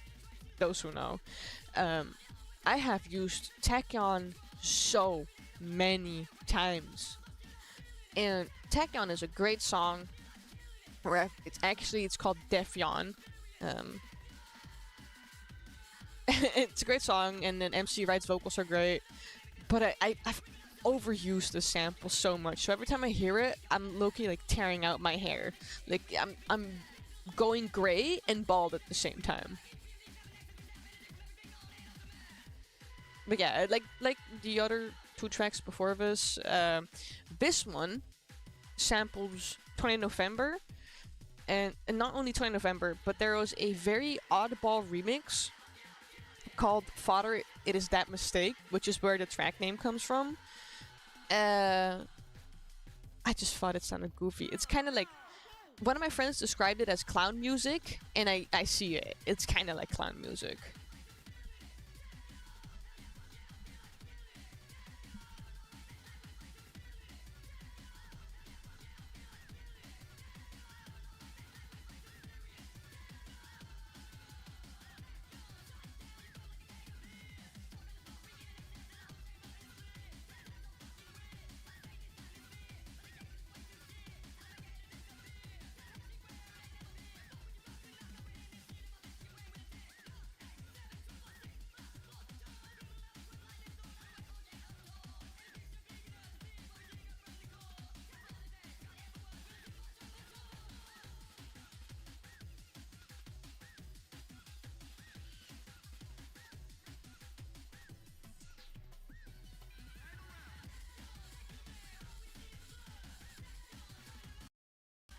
Oh my god, I need to stop. I keep on accidentally pressing this button, and I don't know what it does. I think it just disconnects the Bluetooth. Oops.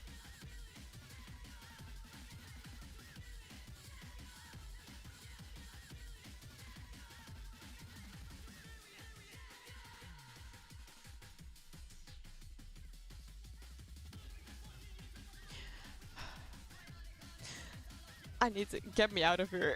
This, I don't... Again. No, I said again. Oh no. Oh, I don't dislike this track. It's just, at some point I'm like, oh my god. make it end. Like, let me out, please. Please. Oh my god. Get me out of here. Oh, oops. Oh, why am I getting news? Oh. The news I'm reading is not good. Get off my screen! Get off! Okay. Yeah, that's Beat's funeral is very short. It's very, very short. But no worries, guys, because the follow-up to this, Beach Rebirth, is way longer. Isn't that exciting? I say that sarcastically, but I'm genuinely excited. And I'm so excited, in fact, that we will talk about it very, very shortly. We're not gonna listen to it because it's not done. And also, I want to have a bit of an element of surprise. But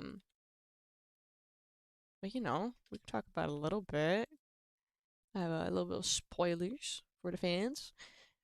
So, I'm gonna keep this brief. I'm gonna talk about actual old stuff, and also because I'm on a bit of a time limit. Not that big, but a bit of a time limit. So Beats Rebirth, guys, aren't we so jolly and joyous? This is the new big project I'm working on, that I've slowly been crunching away on for the last 2 years, 2 to 3 years, maybe 2 years, I would say. Production started around the time of Break or Is Not, I think. I don't know, it's been in my drafts for a very long time, and then I actively started working on it later. Because fun fact, oh my god, I'm gonna pull out my hair. Because the cover artist Nick, we're gonna talk about Nick again. Hi Nick. Nick is a really big fan of Drum and Fry, and they were like, you should do more Drum and Fry, and I was like, yeah, maybe I should. And I made a deal, and that's how this album, started going back into production. I was like, okay, I made a deal. I should fucking work on this. I mean, I said I would. So we're gonna skip through some stuff. This is the single I released recently.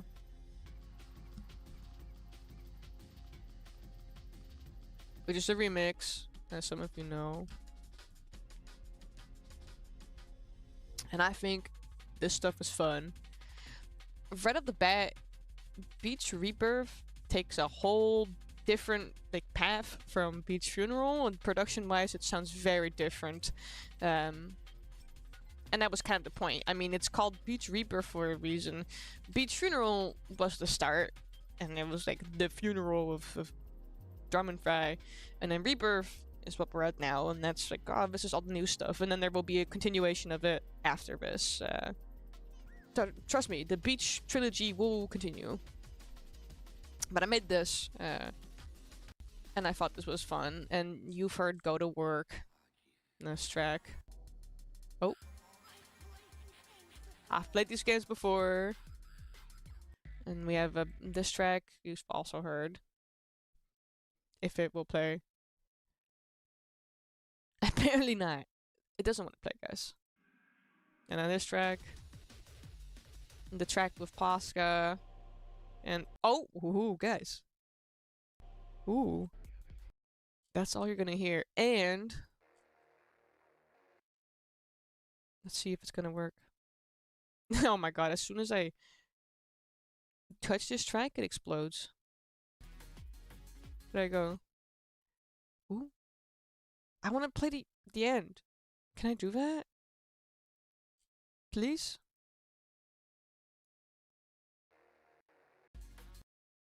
I can only show you that. Okay, the actual part I want to show off, I cannot show off. Nah, that's all you're gonna get from Beach Rebirth. I'm not gonna say more or show more. Because I don't want to. And that ruins the element of surprise.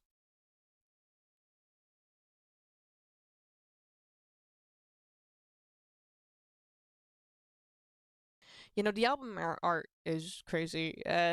Nick went off with this. I remember getting it in my my art fight inbox, and I was like, "Holy fucking shit! This is so sick." I I need to put it on an album, and then that's also how my pact started. I was like, okay, this is great. Now I'm gonna finish that album up. So yeah, that's a little bit about that. Uh, let's talk more ancient. I was gonna talk about something more recent, but honestly, I want to go through some. This release is pretty long, so I'll skip through it a little bit. Not because I don't want to listen to it entirely, but purely because it's just long. Body mismatch. Again, very oddball. Not. I said it. I'm gonna. When I watch the stream back, I'm gonna make a counter for myself to see how many times I say again. I swear my uh, English vocabulary is very big and awesome and cool. I have autism and I repeat the same words over and over again because that, it's in my comfort zone. Power of autism, guys. Beautiful. Um, so let's see. Whoa, there's a review on this. I didn't even realize.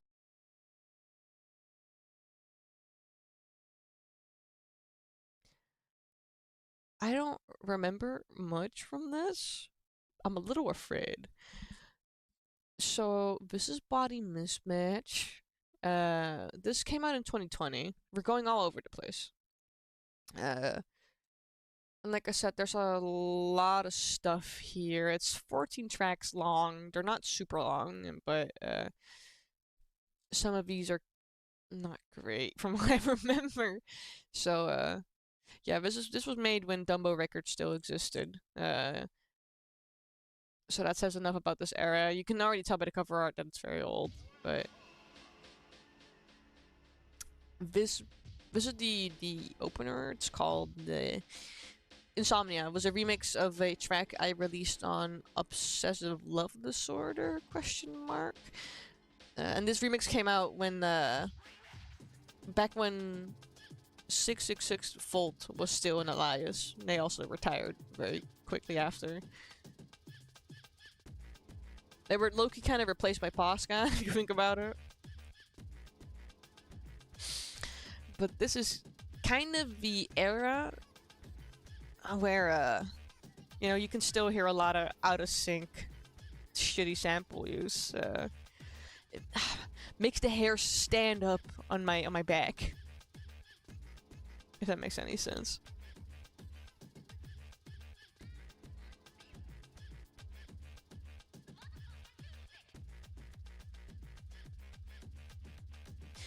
This is kind of what the whole track sounds like. It's not. It's whatever. I do know. Oh, can I find that? Holy shit! Wait, guys, let me cook. I don't think I can. Oh shit! So there was a remake of this that I made. I think. Whew. Yeah, when did I make that? I think 2 years later. And that sounded pretty good when I was working on it back then. But it's on a release that is on my old archive account, but I don't have access to it anymore, so I don't think I can get it anymore. But there's probably an archive out there somewhere. I just have to look. Or I have to dust off my very old laptop. Okay, I'm gonna skip this last part because it just sounds like this, basically. Oh, this track, I can talk about this. Holy shit, guys. Hold on. Wait. Okay, I'm gonna grab some stuff. So, where is it?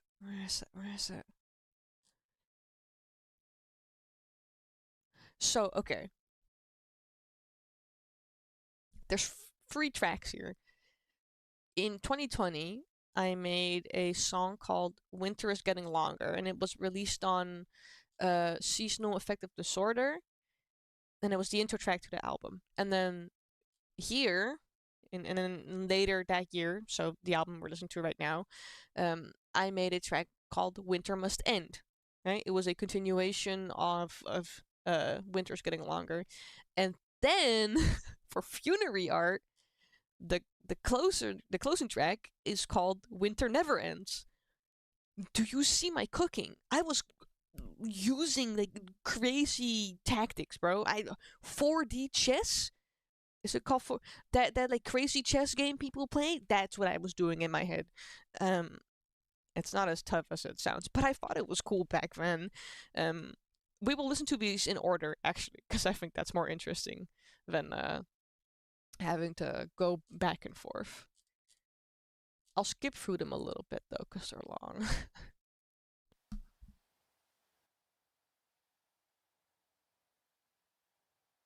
So this is Winter's getting longer. Um, I'm not sure. I'll see. Actually, we'll see where it goes. But whoa,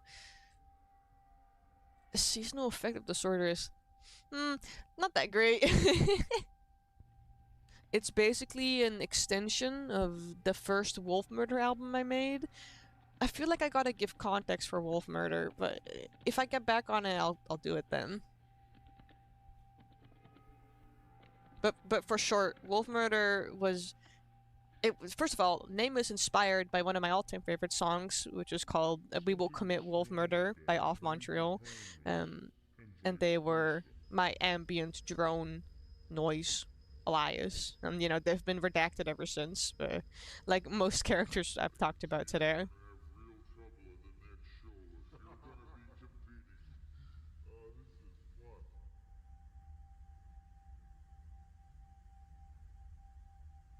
You kind of see it. This is the intro for said album, and it's just ambience. So that's that, right? And then we go back to this. And then Winter Must End came, and Winter Must End. It's in on Body Mismatch is referred to as, well, not referred to as, but it was made by Wolf Murder and Facade. So basically, a reimagining of the first track, and then it got reimagined again on Funerary Art.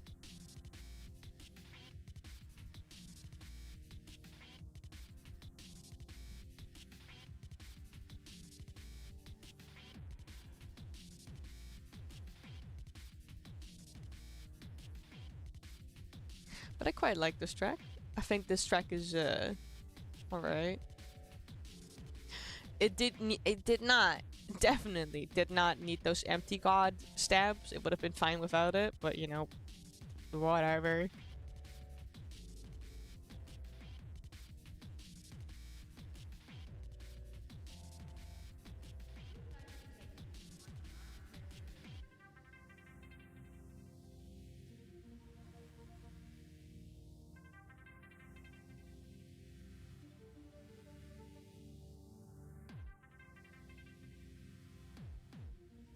I don't know. I think this is fine. I mean, for the time, it definitely stands out, especially compared to some of the other tracks on Body Mismatch. There's some really mid stuff on here. I don't know. Maybe I'm being too harsh. You know? Maybe I'm being too harsh.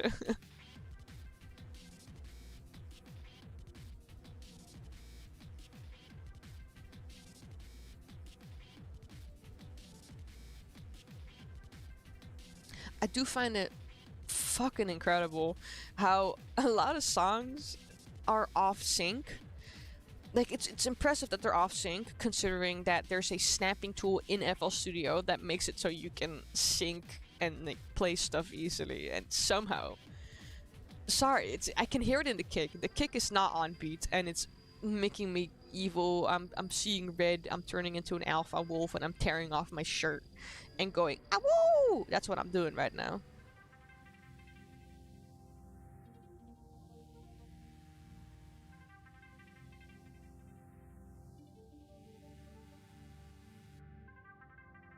Yeah, fine track, right? Fine track. I don't mind it. I think it's fine. So that was Winter Must End. And then I need to switch so many tabs. And then 2023? Yes. August 12th, 2023 came around. And then Winter Never Ends was released. We're going through 3 different stages of production right now.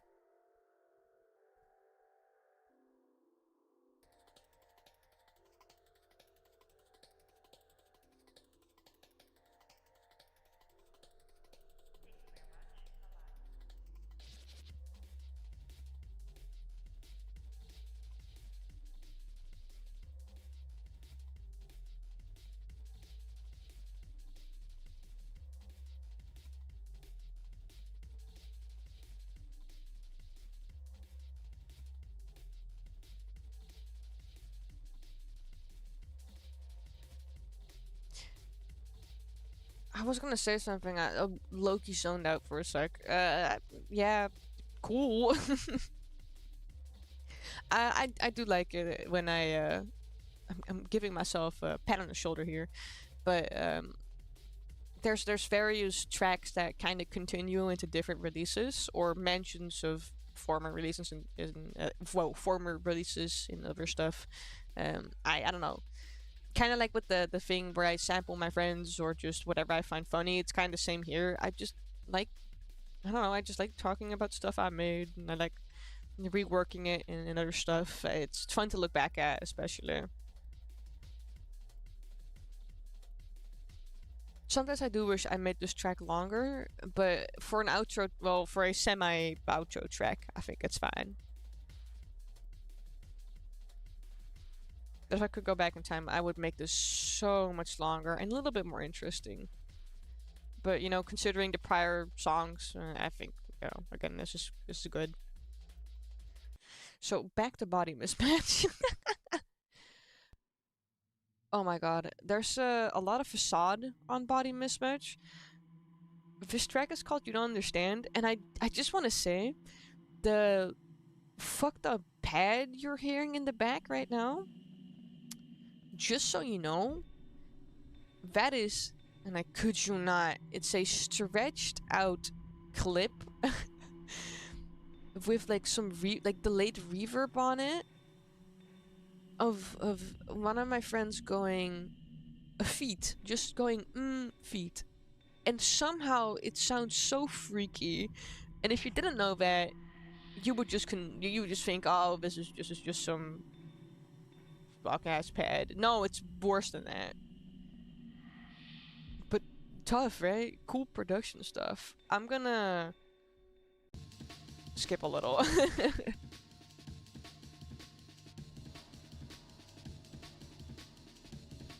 This track is not that interesting.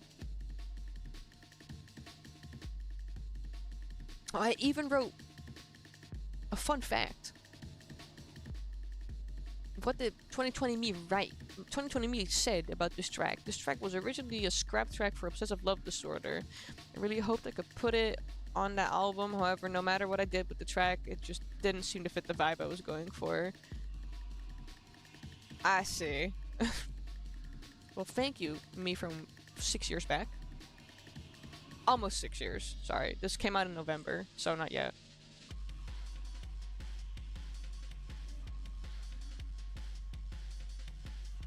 Yeah, like it's a fine track.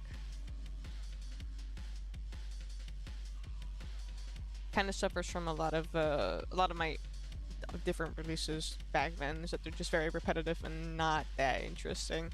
But yeah.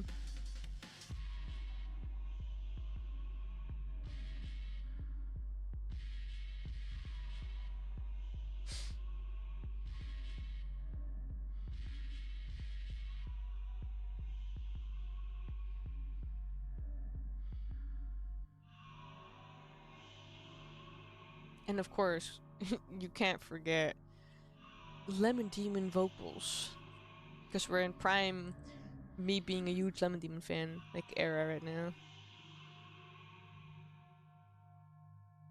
And that was this track. And there's this track, which is a facade track.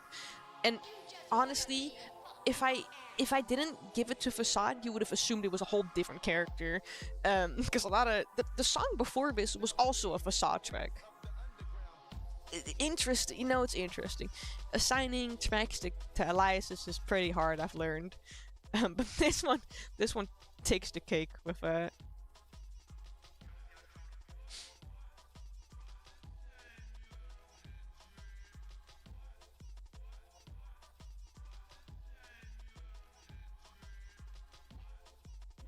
Yeah, like I said before, struggles from the thing where it just sounds the same, because this is the whole track, right?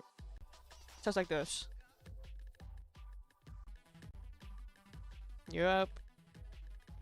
Sorry, I hate to skip, but it's like, we're gonna be listening to 30 seconds of the same pattern, and then another 30 seconds of the same pattern, and it's gonna be boring.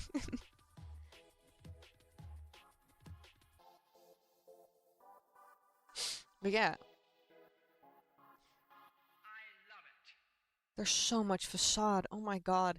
I when I made Facade, I think my brain was just like, holy shit. Now I can only make music under Facade. Because this is also a Facade track. But with 666 volt. Grandpa's back on the beat. I'm gonna skip this intro. Hold on.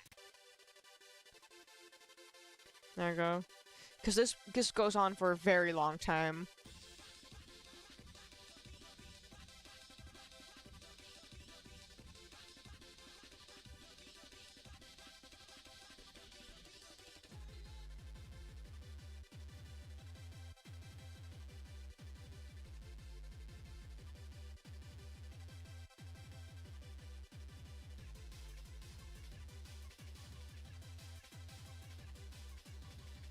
This could have low-key been a lot more tough if the kick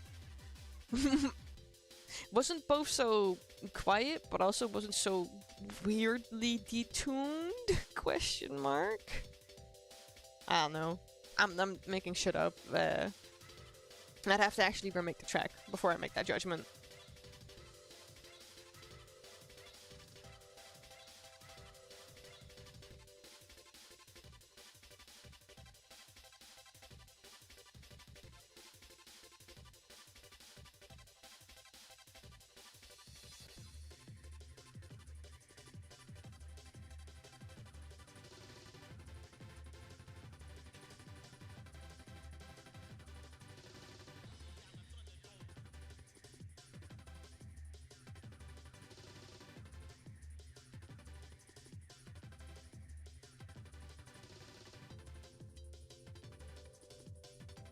Yup. Alright, well.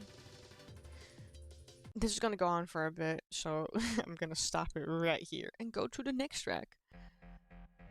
And this track, I low-key don't hate. I think that with the right tools, I could make an actual banger out of us now. But maybe I'm also being biased because it samples Oh No from Marina, and, you know, I do like Marina.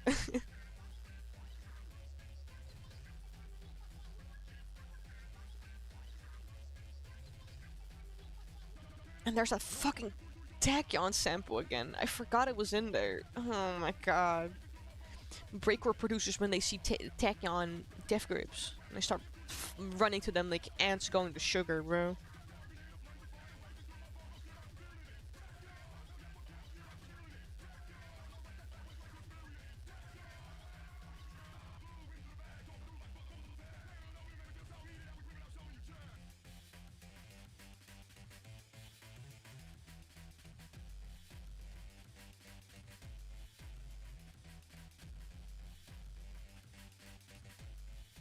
I do hear that out of sync stuff again. Oh.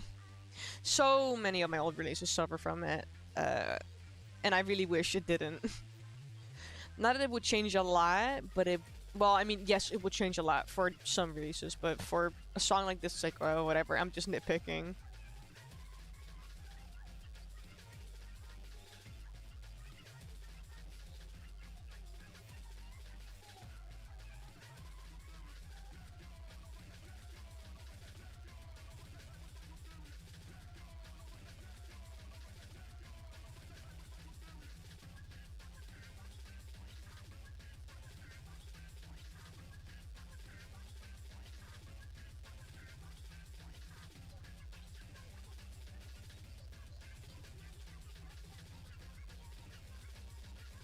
I just started thinking about the fact that not this track specifically, but Oh No by Marina, bro, that shit is so ingrained into my head.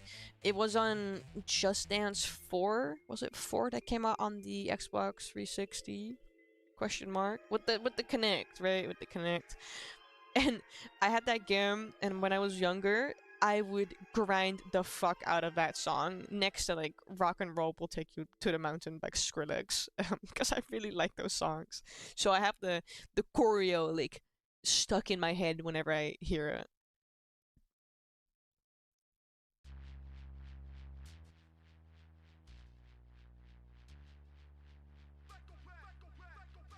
Oh guys, you're never gonna guess. It's another Facade song. Wow. the favorite child, and you know now they've low-key been abandoned, but they used to be the favorite child.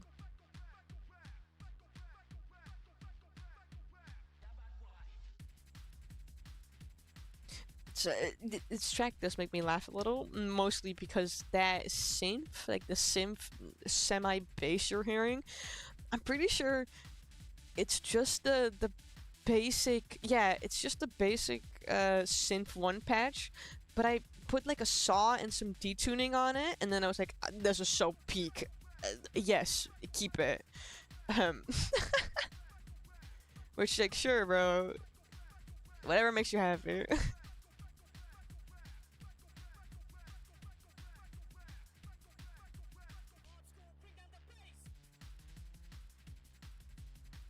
It's kind of like a nothing burger track. It's alright. There's just not much to say about it, you know?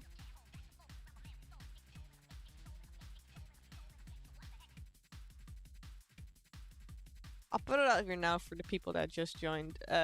Do feel free to ask anything. Because I'm honest, again, oh my god, I said the word again, oh my god. Because I can ramble on and on and on about stuff. And that's very dangerous, I've learned. Because I will talk so much. And then it'll be like 5 hours, and I'll be like, oh my god, wow, how has it already been 5 hours? I wonder why. Oh, that Wraith lead is so painfully off key, like in detuned and off sync.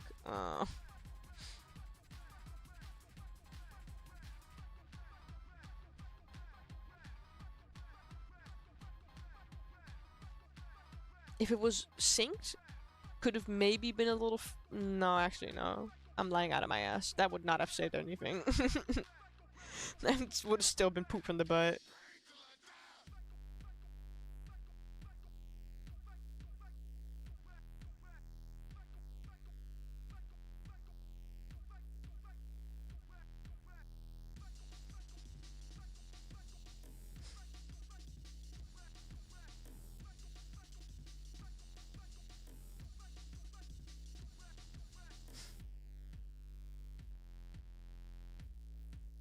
Tough ass bass. So tough.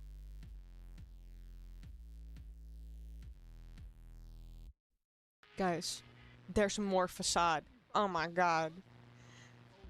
And after this is another facade song. And after that, another facade song. And after that, another facade song. And after that, not a facade song. But after that, it's another facade song. And look, the favoritism. This could have just been it could have just been a facade album, now that I think about it. Why this is even a like Panic Paradise Rave Department thing is beyond me.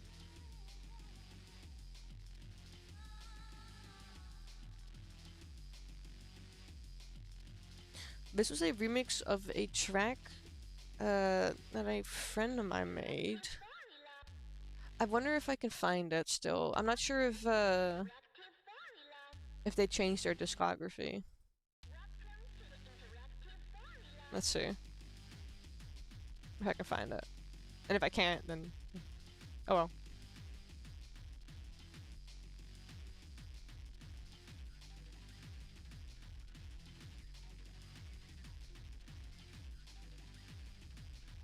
Let's see.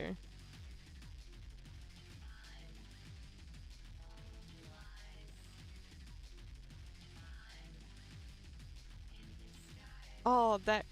Did you hear that beautiful rendering issue? My laptop, this was my very old laptop. My laptop CPU couldn't handle this song, so it fucked up in the actual rendering itself, and that's so funny.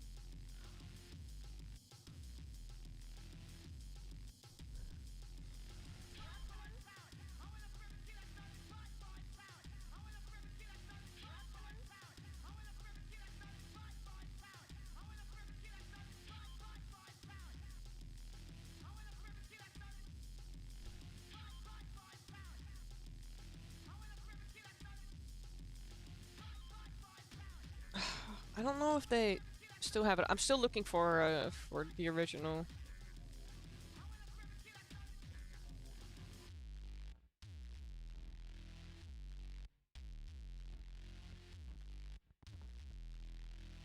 Oh my god. Where is it? Have you ever had an intense crush on someone before? Oh, this track Maybe sucks, by the way. thinking Sorry, that's me. I'm being mean. shitty every time they texted you back.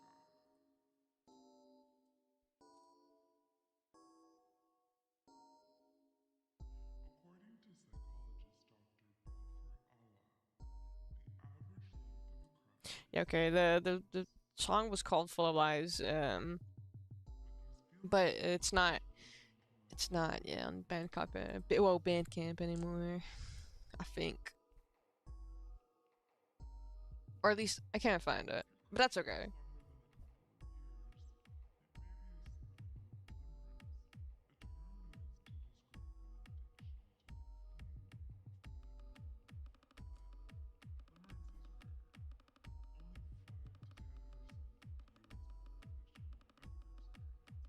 to 10% of the US population will ever experience it. Love sickness is a more common, less intense form of limerence. I'm starting seeing red every time I hear this. It's not a. It's not a bad track. It's just that. It's so annoying. I'm scrolling through it, but it's so painfully like shitty mastered that it hurts to listen to. Like, come on, guys. Yeah, no, I don't want to listen to this. Bye. I also don't want to listen to this, not because I don't care, but this. It's a remix that's not interesting. There's nothing to really look back at, basically. Oh yeah, this is the other facade track I was talking. There's so much facade, and this track also has the same thing where it's like very repetitive, as you can hear. It samples Lemon Demon again. Wow. We'll listen to this part, I guess. I'm gonna take a sip of my ice cold tea at this point.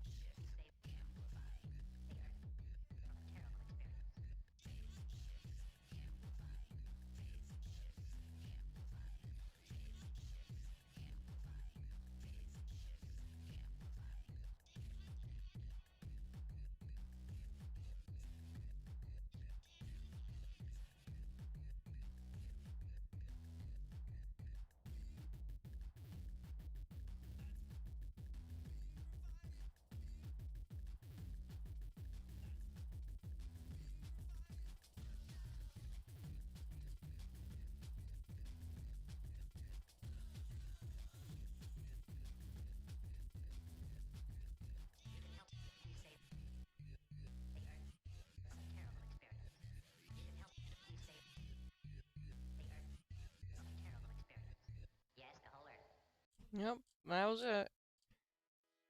And now time for a not facade track. And would you guess that this is a Brooklyn song? You probably wouldn't, considering the latest Brooklyn songs don't sound like this. But here's some of OG Brooklyn before Brooklyn became sort of a ambient project, I guess. And this was, by the way, made in GarageBand. The rest was all made in FL, I'm pretty sure. But I was like, I should go back to my roots. I should go back to GarageBand. And then I made this. And, you know, it's fine. Nothing too crazy, basically. Just playing it. I like to play and draw. But then in FL Studio.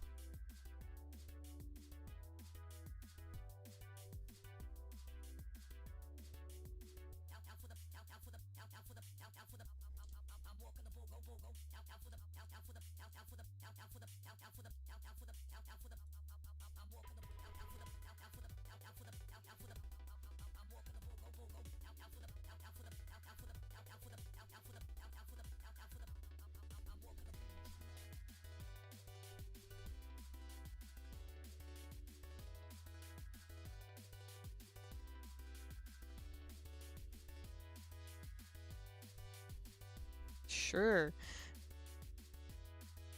I'm listening to this and I'm like, yeah. You know, sometimes with a lot of stuff I've made, and I'm like, oh, you know, there's some stuff in here that I think's pretty cool, uh, or like, I don't know, quote unquote redeemable in the sense that, uh, in the sense that, you know, I could do stuff with this in the future, or I can get inspired from it. But there's also just a lot of stuff where I'm like, yeah, I made that. The next track, however, I guess is semi-important. Very semi-important, but important nonetheless. The song is called "Fanning the Flames," and it's a Brooklyn track with Facade. Again, you know, this is back when I still had favorites, clearly, which I don't anymore. Every character is, I guess, equal now.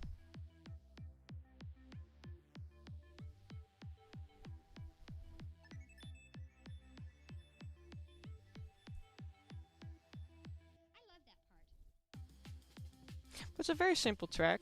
You know, has a little sidekick, simple lead, and a pad in the back.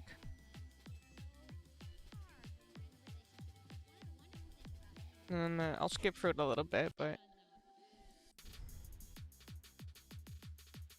you know, the middle part and then the end part. It's very simply put together. Okay, you see this track, right? And then let's see. Okay, I will not get an ad on my own song. And then compare that with this.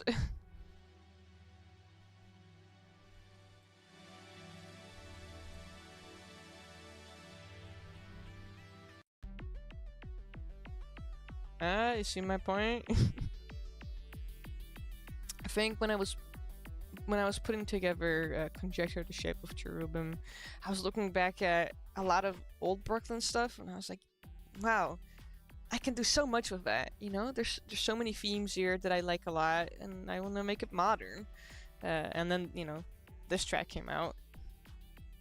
We won't listen to it entirely, obviously, but I think that production-wise, this track is great. I'm gonna glaze myself because I like the song. But yeah, I think they're pretty good on that. Anyway, point is, I remember, and I forgot to reply to this comment. I feel so bad that I did, but I remember someone said, "Yeah, this track is great, but I don't think this shouldn't be a Brooklyn track." And I was like, I see where this person is coming from. And then I was kind of like, yeah, it's also a lot of people weren't there for the original Brooklyn era, because Brooklyn never sounded like how she did on IVA, especially not compared to Home as a Sanctuary. Because if you were to compare Home as a Sanctuary to IVA, you know, that is huge difference. And if you compare it to Home as a Sanctuary to what was it called again? Dreamscape. That was the first release ever. You know, all of them sound very different. Brooklyn's always been a bit of a loose alias in that sense. And I don't really have set stories, let's say. Arguably the arc Brooklyn is in right now follows what I put out on IVA and the Upper Atmosphere, but you know, there's so many themes that I still like that I want to explore more. But yeah, I don't know, just a fun little glimpse into some old Brooklyn stuff. I thought there was another track. Let me see. What was it called again? Yeah, there's another track like this on bbsi Selected Sounds, which we're not going to listen to because it's just a lot of the stuff we just listened to is on here, besides the closer track. And the closer track is called A Brand New Day, and A Brand New Day, I'm pretty sure I just wrote and I didn't really find a place for it, so I put it out on a comp. I think. Which is kind of a shame. I don't know why I did it that way. It should have just been on an album, I guess. Or on an EP, whatever.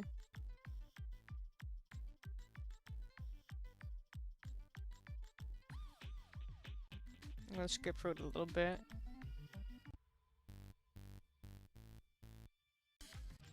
Yeah, it kind of sounds like this. But there's a lot of yo, bro. The the Brooklyn pipeline is so bizarre. It started off with I'll show a little clip, but it started off sounding like this.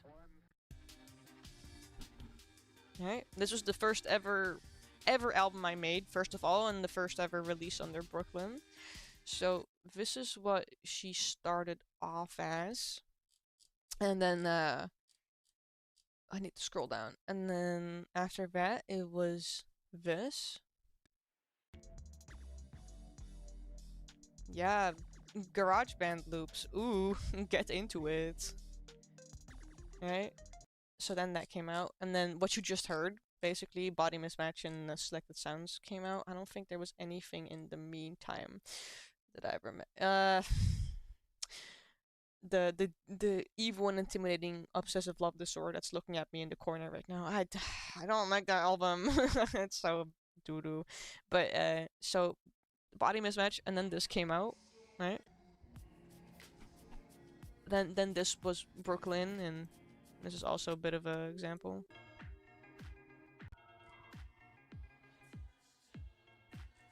Right? So then it became that, and let me think. What came after that? Oh yeah, no. After that came this. You know, which I want to talk about in a bit. You know, stuff like this. And then came IVA. Whoa, that's a huge gap. And then came stuff like this. So the Brooklyn pipeline is pretty huge.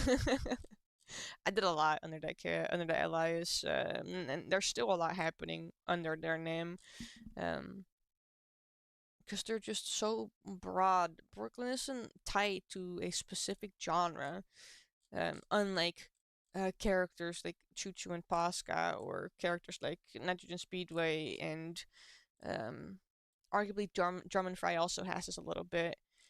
She's just very loose, which allows me to do a lot, and then just be like, guys, this is a Brooklyn song.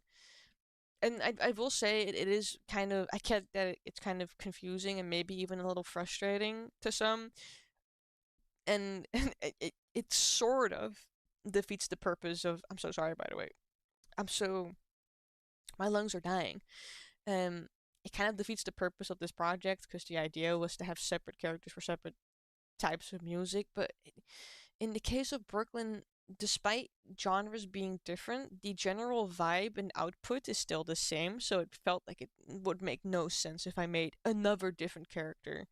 It's a bit of an oddball situation. I'm still figuring it out.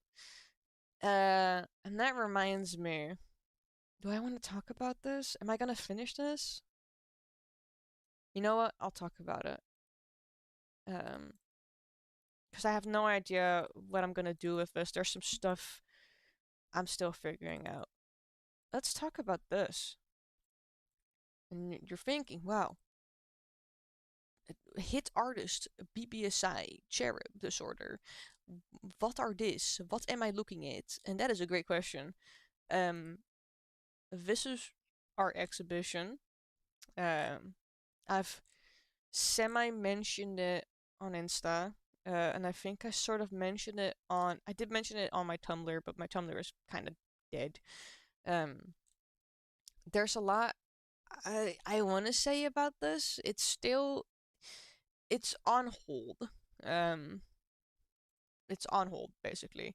I mean, the cover is a work in progress. It's just something I shat out in like a few minutes. I was like, okay, good enough. But this was gonna be a follow up or semi like DLC situation to IVA. And then I have a whole vision for it, and I won't talk about the vision yet because I might actually finish it. But there's a whole vision for this, but it required me to have multiple people on it, and but managing something like that is pretty hard, and people everyone has their own life, so it was it's been a bit of a hassle to finish it, but I'll just show some clips of what it sounds like. Um, this track I've already posted. It's called An Ugly Sense of Nostalgia. And I like this song. I know it wasn't received very well, and that's okay. I just like it a lot because I made it, arguably, during a really shit time. And I think it captures exactly what I wanted it to capture, and that was, well, what the track name says, ugly nostalgia. Um, there's something about it that feels comforting, but it's also like there's a sort of like tone under it that makes you not really trust it, and that's where the ugly part comes from. Which I really like. I liked putting this together. It was a really fun, like it was genuinely a really fun improv session to do, and I like listening to it, like even now.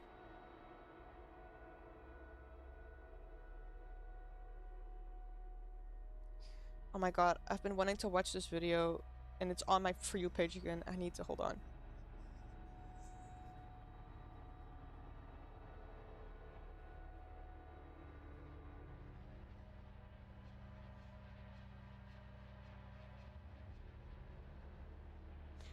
I've been wanting to watch this, it would say live performance from 1982, Kraftwerk live performance from 1982.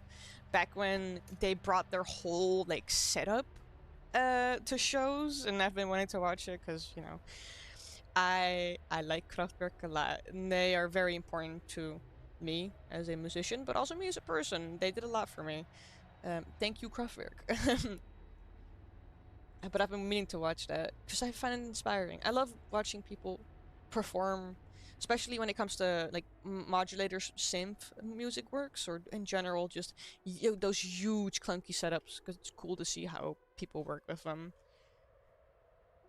I would love to someday if I have the setup because I don't have that right now. But I think it would be so cool to have like Brooklyn improv sessions where it's just me, my 500 billion pedals that I will have at that time, and then a synth, and then just play live. Oh fuck, this is gonna autoplay. I just realized. But yeah, that's unrelated. That's track one. Before I forget.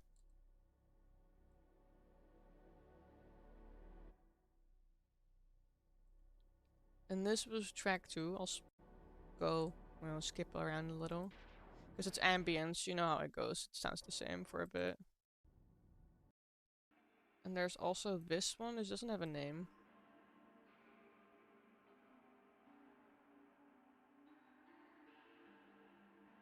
For some reason, it's very quiet. Okay, there we go. Yeah, sounds like this. And then there was this scary track, as you can hear, and another scary track. And it gets loud.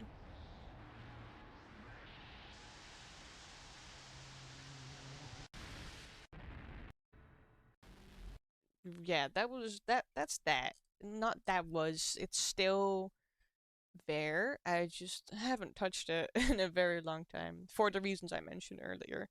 Um, so that was a quick detour. Very quick detour. Um, Jesus, how have I?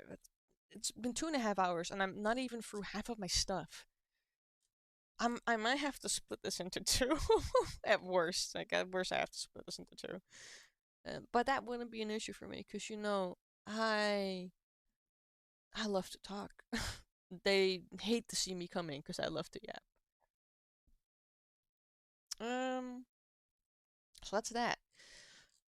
I think a good release to talk about, an underrated release of mine that I've already semi-mentioned at this point, would be boom. Let's go. Let me change the text and it's gonna be out of the box again. I did not plan that out. Oops. There we go. Home as a sanctuary. Right. So, this was like I said, this was the first Brooklyn release that came after all of that doo-doo caca stuff you heard before. Um, I don't know if I wrote it down. Oh no, I didn't. And I wrote this in 2021. I think it was a 2021 only album. Yeah, I started in 2021 and I released it on New Year's Day. It says December 31st, 2021, but I released it specifically at 12, so it should have been, you know, January 1st, 2022. But that's when this came out. And the cover art was done by Cass. It's very cool. I just edited it in whatever fucking program it was that I used and then slapped some stuff on it and then it became this and it's very fun. What do I have to say other than that? I think this is there's actually a lot to say now that I think about it. It's important to me in the sense that Home as a Sanctuary was arguably the start of a whole new era for bbsi. Um, it came out at the same time, yeah, during the same year as the Versus Amori soundtrack. So I was working on that and then working on that album at the same time. And there was so much production stuff that I learned during that time, which shows on that album because it's a stark difference from Posca's Wonderful Wonderland, which came out in the same year. It came out in April. Um, and no offense, but the production difference between this album and that EP is so huge. And on one hand, that makes sense, right? Because the Posca EP was, the first Posca EP ever, and it was very just sort of sloppily put together. But it was me having fun, And then this album was a lot more serious than that, because I really want to lock in on it, and I paid off. It paid off. Oh, and now it's loud. There you go. And I think it's also worth noting that track 2 and 3, we're listening to track 2 right now. I didn't feel like putting on the intro, or I'm not gonna put on the outro either, because they're not noteworthy. They're just person walking. Yes, that's it. And the outro is just audio with nature sounds. It's not that interesting at all. But it's worth noting that track 2 and 3, so the track we're listening to right now and the track after this, are both very clear references to Puyo Puyo Tetris, or just Puyo Puyo in general. The sample you hear in here is from Puyo Puyo Tetris, but I'm pretty sure in the third track it was just Puyo Puyo, but I could be wrong. It's been a few years. But yeah, Bug Boy is a pretty direct reference to Sig, because I really like Sig. I still like Sig. I haven't played Puyo Puyo in such a long time, but Sig is one of my favorite characters still. Next to I like Lambrus, and I know this is a hot take, but I like Clug, but not Clug normal version. I'm talking about evil Clug. I just think his design is pretty tough, and I think the idea behind him is pretty cool. And Amity, obviously, because Amity is cute and she is fun, and I like her. And Draco. A lot of fun characters in Puyo Puyo. And I should pop back on. It's been so long. I'm gonna be such a rusty grandma when I play that now. But I used to be pretty good. Sorry. Ugh.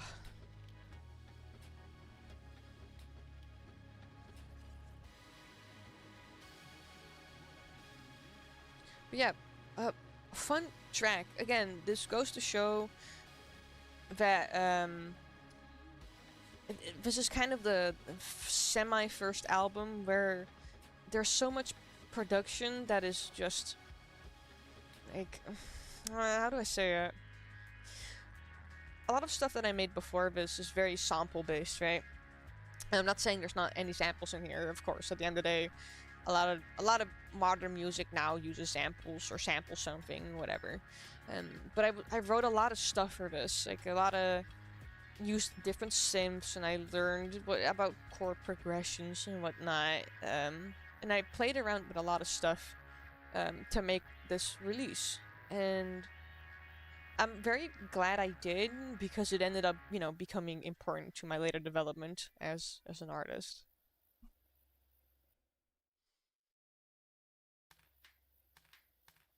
But a fun track, very fun track, and then you know this is the follow up to it, and they both kind of have the same idea. Cool synths and pads and a lot of foley sounds. There's a lot of foley sounds in here. I'd say that the basis of it is foley. Foley or foley? It's one of the two, whatever it is. The sound people record for movies and games. They work great in music as well.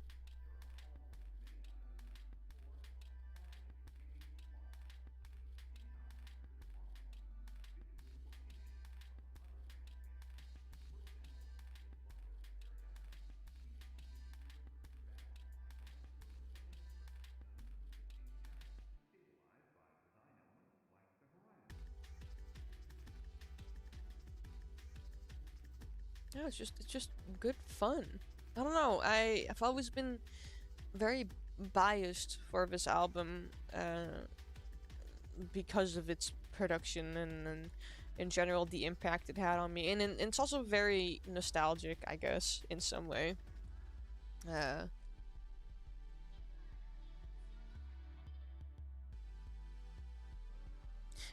I think it's also partly because I wrote this album, and we're gonna mention the GOAT again.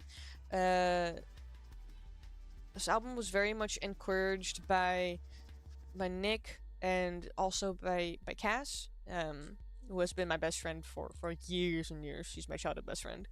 And then you know I showed them this album a lot. I was like, guys, I'm working on this, and they were so supportive, and I was like, oh, thank you. So it brings me back to those times, you know. In 2021 was not my greatest year. I mean, I don't remember everything that happened in 2021. I'll be honest, I block out so much stuff. Because why should I care, you know? Why should I care now? But 2021 was like prime uncertainty for me, and it was also like, bbsi is expanding, and I want to do so much, and I want to be so much more than I am now, and you know the classic doubt that comes with being an artist. So I think this album represents it very well, because there's just so much stuff on here that I would have never made if it wasn't for that, like, if it wasn't for both the encouragement but also the doubt that I was having during that time. So for the first time in my life, I will say thank you, doubt, and thank you, anxiety, for forcing me to make something that I would have otherwise never made. And if I never made this, I don't know what my music would have been like now. I still think I would have improved, obviously, but I think it would have been a lot different. I don't know. You never know, you know? You can only know once it actually happens. And I think this track is kind of cool.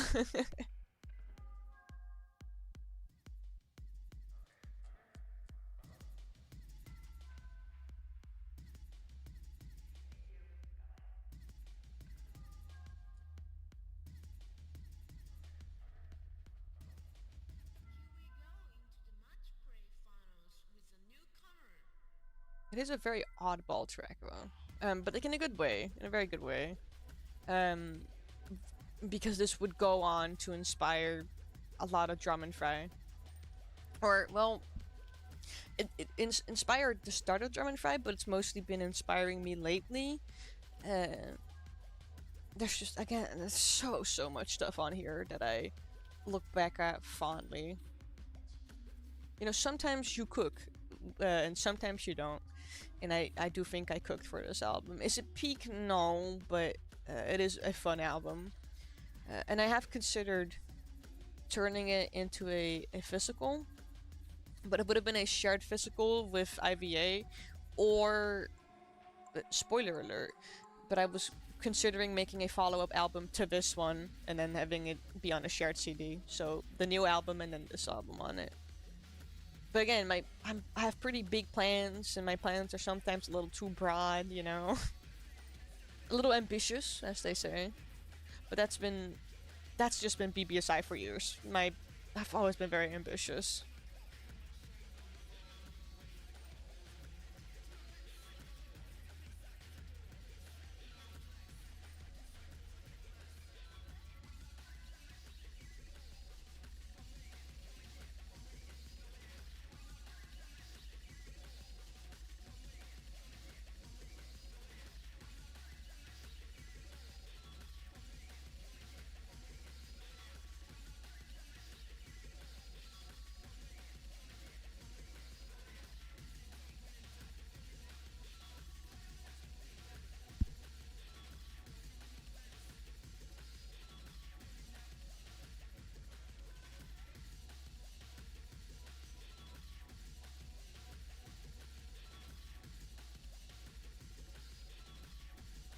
I really wish I could go back on my old laptop and look back at this.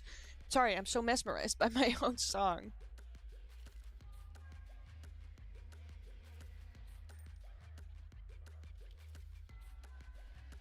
That's just so much, so much.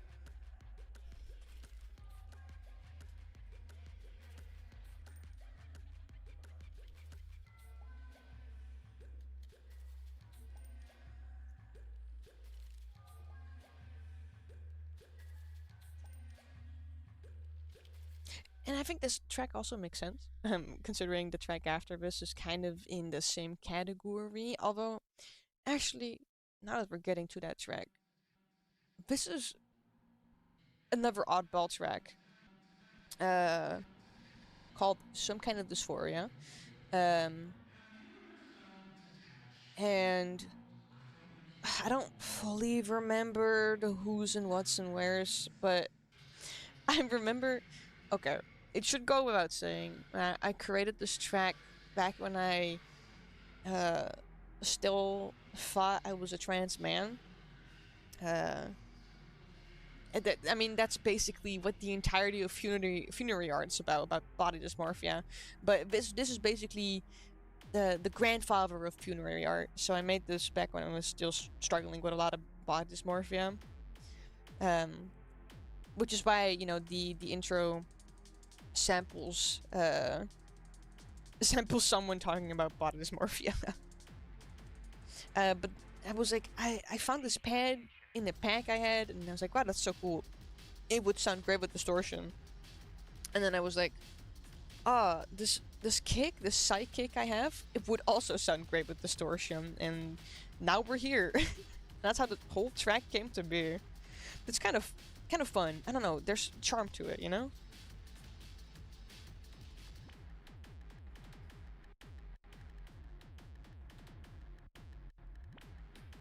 So simple, yet so effective, I guess.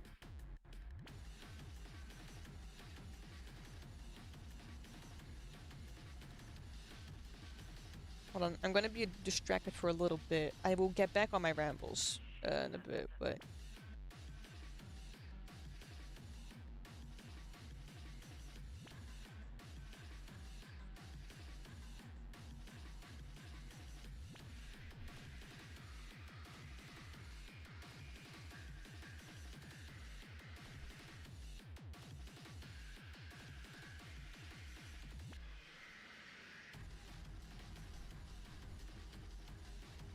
You know, I still like this track. I still like her. It truly isn't that bad. Sure, a little bland, but I don't know. There's something about it. It has a charm.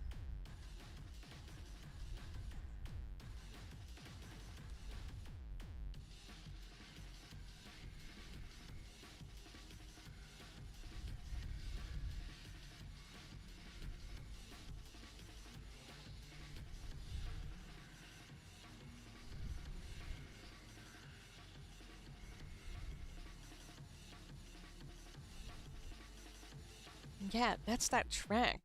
I guess I can talk about the themes more if we're gonna talk about funerary art. Because funerary art is basically where shit hit the fan, I guess. Anyway, To Heaven, or no, sorry, it's called Second Heaven. Um, but I had to spell it like To Heaven because I wanted it to be quirky. You know how it goes.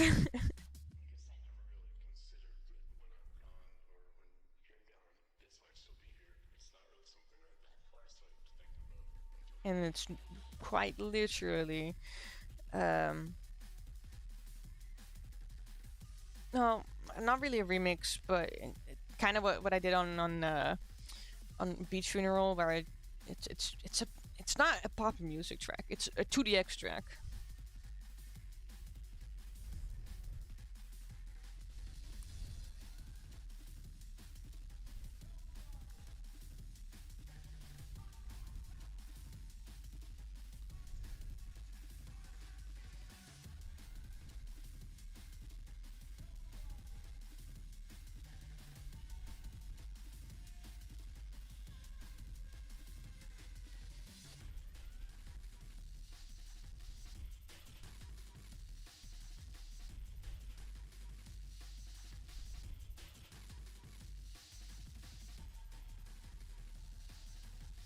I used to be very.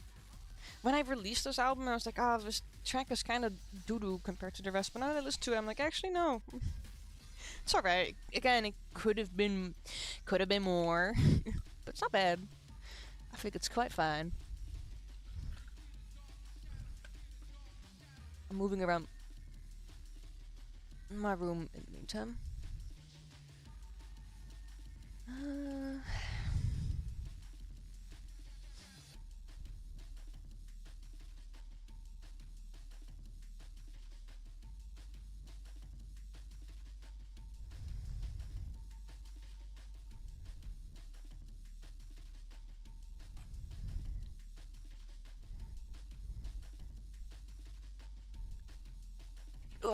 There you go.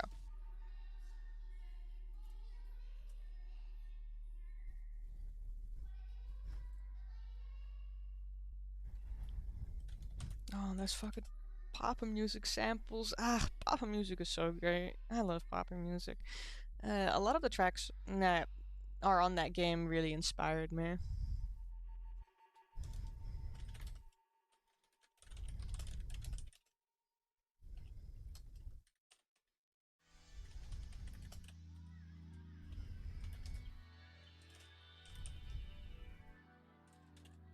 Oh, and this is the collab track.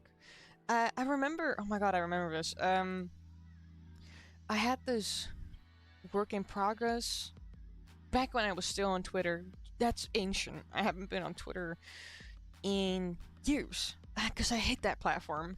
But I remember I posted this, and then a mutual of mine, we were closer back then, but they were like, "Oh, this is so cool. Um, can I finish this?" And I was like, "Yeah, sure, if you want to." And then they did, and I was like, "This is so cool. I need to put this on my album."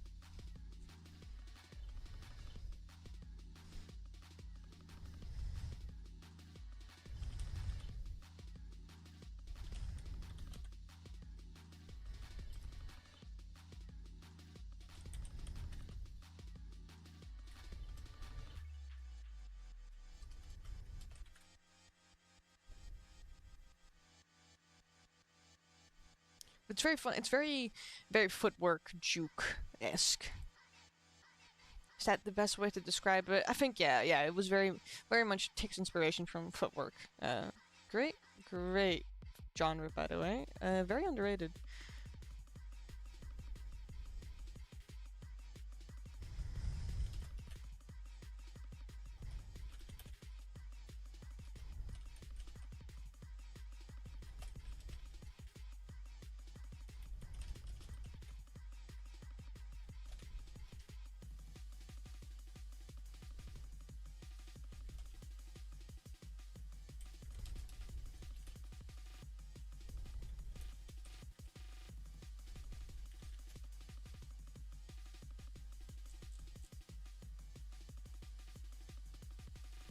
Low-key bopping my head to this right now.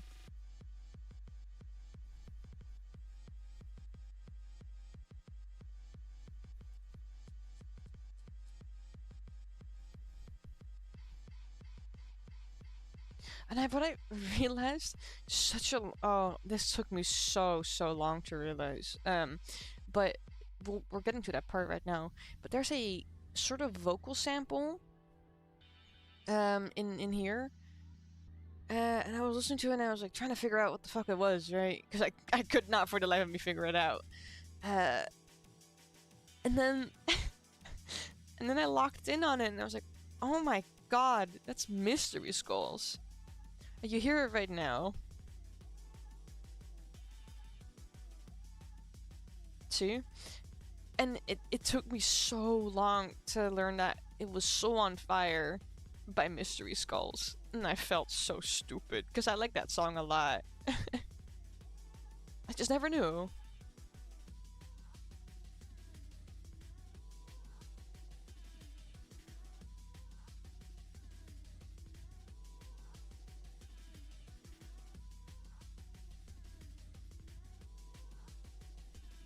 But it fits. I think it's kind of groovy.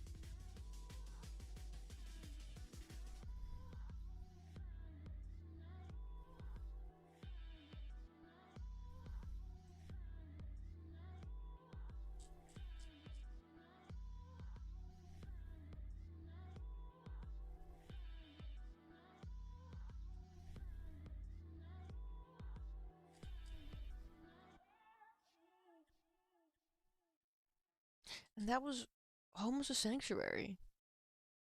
Wow. And how many things did we cover? One, two, three, four, five. Five things out of like what? 20, 30 albums I've released? There's no way I'm going to be able to do this all in one day. I'm just picking out the stuff that I think is interesting or stuff I just want to listen to again. But yeah, that was almost a sanctuary. Very fun. Like I said, I really want to expand on it more. Because I do really like it. And there's so much potential on this that I definitely can work with in modern times. So I'm not promising anything, but I'm like I'm looking this cover in the eyes right now. This cover for this draft. I'm not hinting at anything, guys. Not at all. Not at all. Yeah. I think you know what? I'll end it off with I think arguably I don't know how to describe it. It's a bit of a mess. That's the best way to say it. Let's talk about funerary art. So, important thing to mention now. I mentioned this a while back, but I'm kind of going through a semi rebrand. So changing some covers for stuff um and in particular there is a name change happening, and that would be for this Elias. So originally this Elias was called Suicide Simulator 111. I don't know why there's four ones. Originally it was three, and I just never changed it in the in the album description. Uh, Thank you, me from 3 years back, for not changing that whatsoever. But okay, I'm not gonna dog on myself too much. Because at the end of the day, funerary art is a pretty touchy subject. Uh, I'm not gonna trauma dump. I'm not gonna trauma dump. There's nothing to trauma dump about. But like I sort of mentioned, can this text stand still? Like I sort of mentioned in Home as a Sanctuary, funerary art uh, touches a lot of topics that at the time for me were very personal. And okay, before I go into it, before funerary art came out, um, the very bane of my existence came out by a character called Zipper Tits, which I thought I don't remember where I saw it. It was someone who was like trying to make fun of trans people, and they said that, and I was like, wow, that's such an interesting way of of saying that. Um, so I made that character, and then the main 3 tracks on Funerary Art came from that. There's one track on Bane of My Existence that didn't make it onto Funerary Art, and that's because I felt like it didn't fit the vibe anymore. And not the vibe, but just the general production value of the album.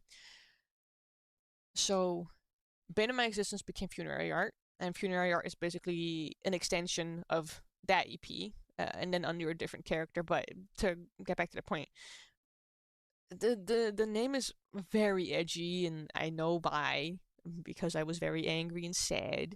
Um, but I'm not anymore. I haven't been. Whoa, for ever since that, ever since that was released, I'd say halfway through 2024, it's like, oh, my life is so joyous and jolly, and what was I cooking? So Simulator is going through some name changes, but that doesn't mean that Simulator won't exist anymore. They definitely will. They just will be under a different name. But the general the production and vibe around Simulator will still be the same. It's just a name change. It's nothing crazy. But I thought I'd mention it because it's part of the lore, guys. It's part of the lore. Anyway, since we're closing off, this will be my last review before I sign off because I've had a very busy day. And like I said, I'm a bit ancient. I have like normally I would be going to bed at 9 p.m. I know this is so. It's giving like both grandma and like office worker type shit, and very very ass. But I like sleeping. I'm a big eater. Anyway, um, funerary art is just that's a very touchy subject. It was written in 2023, and again, like I mentioned in Home is a Sanctuary for Some Kind of Dysphoria. This is the peak of it all, right? This is the peak of my gender identity crisis and not wanting to be a woman, because I really hated the fact that I was born a girl, and then I was really angry about it, and then shit was happening in the world that made me sad, and there was stuff happening to me that made me sad, a lot of other stuff that made me sad, and I was like, I'm gonna write this album because I'm angry. And then it somehow, uh, it became it became very important for a lot of people, I learned, on various platforms. I learned that people really resonated with this release, and that honestly, even though I don't relate to it anymore now, it does feel good knowing that people relate to it in a way and they can find comfort in it. Because that's kind of what the point of the album was when I made it. It was my way of outing my frustration. It was my way of saying, "Oh my God, I'm so fucking angry." Um, and so it does me well knowing that there's people who can listen to it and then basically vent out their frustration in it. I think that's great. Um, yeah, but in general, there was a lot of really, I don't know, just a lot of doodoo fart stuff surrounding this when I made it, and the ever growing like fear of my assigned sex was really bothering me. And this came out during, and I'm not American. I mean, I think that's pretty obvious from my accent, but I'm not American. But the anti-trans bill that was happening in America back then really scared me because I could tell that my country was trying to. They saw that and they were like, maybe we should do the same, and that obviously freaked me out. You'd think that for a country that legalized gay, like the first country that legalized gay marriage, that we wouldn't do that, but they were like, maybe we will. I'm getting semi-political here. I don't really care. It's important to the album. Um, but I was very afraid because this. I wouldn't say this country is very conservative, but not in the way. Dutch conservative is different from American conservative, I guess. It's not. It's still bad. Let's just say that it's still bad. But there's the classic, very classic views of women should marry men and should have kids and quit her job. And I was very afraid of that because I didn't want to be that. And in general, there's just a lot of stuff about womanhood and the fucking like the social norm slash idea of being a woman that I hated. And then I grew and then I made this album, and then I'd say like a year later, it's like, femininity is what I wanted to be. Wow, my mind exploded. And then I became non-binary. Guys, the world is so beautiful. But yeah, lot of stuff went into this album. And it shows. It's loud, it's gritty, it's messy. Um, it's a lot of anger. I was really, really angry. Uh, and and that made sense. It made sense back then that I was very, very angry because I think a lot of trans people felt that way and still feel that way, by the way. I just want to mention and clarify that the oppression against trans people is still happening. It's very scary. So I think that's why this release is very important to me. Even though, again, I don't fully resonate with it now anymore, but I do resonate with the message. Especially since I still am on the umbrella. Non-binary is still a form of being trans, I guess. And it's still freaky. Stuff is freaky, and times are tough, and yada yada yada. Not to get into it too deeply, but yeah. General point of this album is me. 2023 me was thinking I am boy and people are scary and this is scary and I'm very confused and sad. And then I made it. So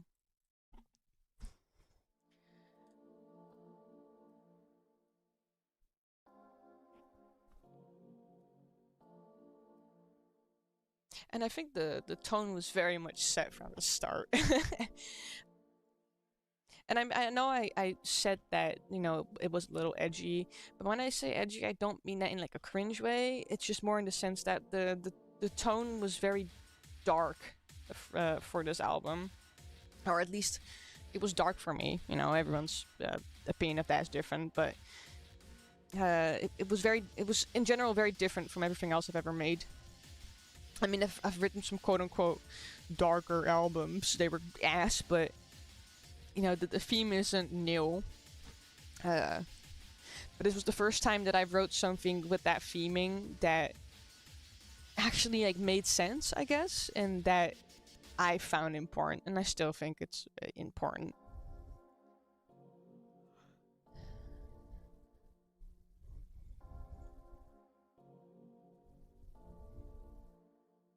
But yeah, cool, very simple little intro track. I remember I made this very quickly because I really wanted there to be an intro to this. I mean, it wasn't, arguably it wasn't needed, but I felt like it needed it back then.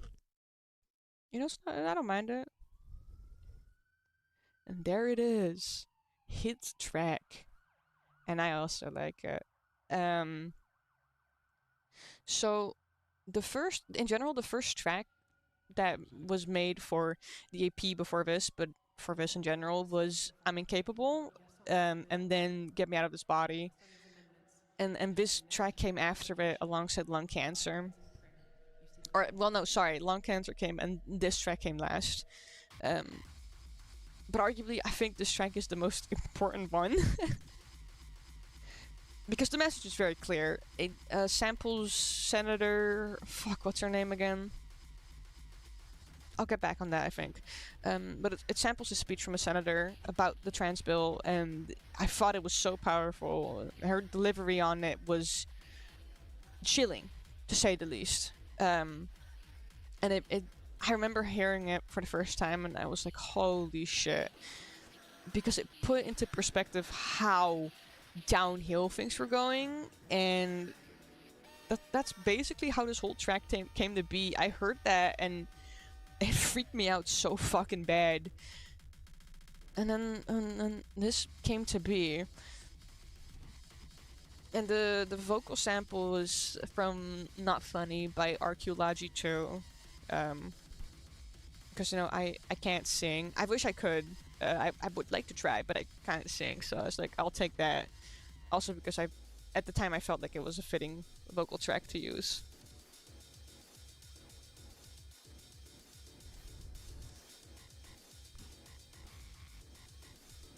Despite the, the low-key very depressing undertones of this whole album and this track in specific, I do think that there's so much interesting to it.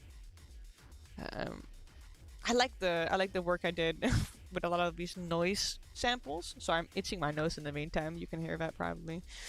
But there's a lot of noise happening, right? There's a lot of noise happening. And yet somehow it's still semi-coherent. Like it works together very well, I would say. I mean, if you played this for like a Victorian child, they would implode and die. But for me, that makes sense. This part always kind of felt like you were having your head slammed against the wall, but maybe that's because the impact of the kick is very, like, very boom, whoosh.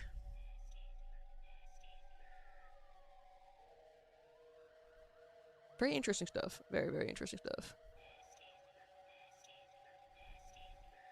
But yeah, arguably, despite the tracks, the free tracks I made for this album, I think that this song specifically shaped the album into what it is now. If I never made this track, I don't think I would have expanded on, I wouldn't expand on the very bane, basically. And this is the first track ever. Did you know that this track was originally put out under Drum and Fry? Yeah. Weird. I don't remember why I put it on the Drum and Fry. I think it's because a character like Simulator didn't exist back then, and I just really wanted to put this out, and I didn't feel like making a whole new character, so I put it out under Drum and Fry, which, makes absolutely no sense looking back at it now. It's an interesting track.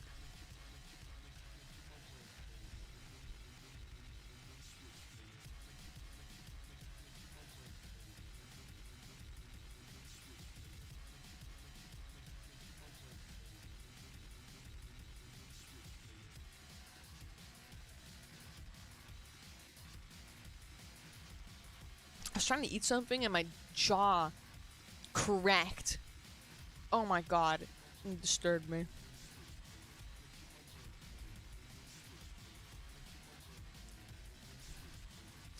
There was apparently a lot of confusing about the sample. I don't remember what the sample says. I don't have it on my PC. I could look if I have it somewhere else. But it's something about a switchblade. Maybe I'll try my best to find where it came from, but I got it from a pack originally. And I just thought it sounded cool. And this whole track is one, like, the main synth you hear is just one noise loop. I don't remember which one specifically, I'd have to look, but it was one thing, and that's the whole track. And then I was like, put drums under it, put that vocal sample under it, and some other screechy sounds.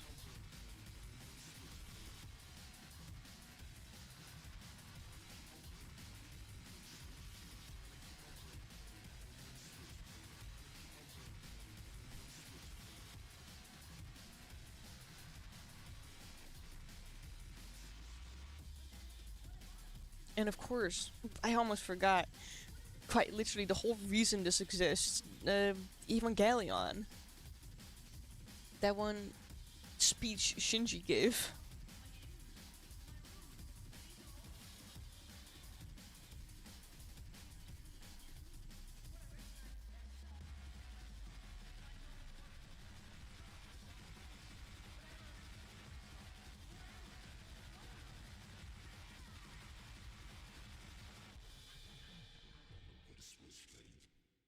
I don't know. I think this track is cool.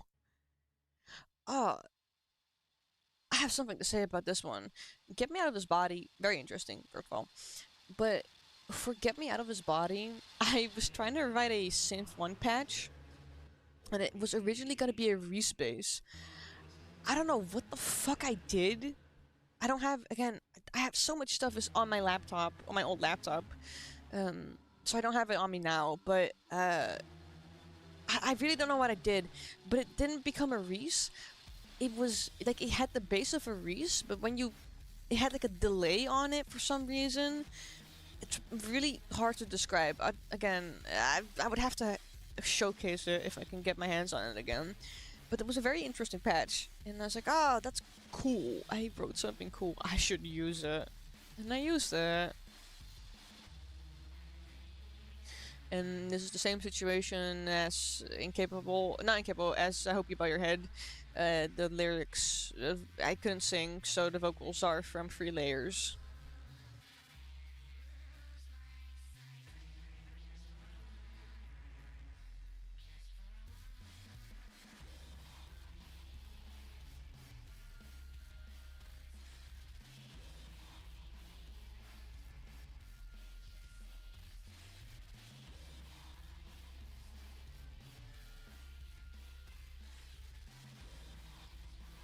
I'm just seeing it now. Remember how I said that Simulator was supposed to be with 111 and not 1111 for some reason? It's only in the album like title and not in the actual bio, because in the bio of the album it says 11. I don't know what I was cooking. I just like that I like that I did that and I acknowledged it, and I was like, I guess I don't want to change it anymore.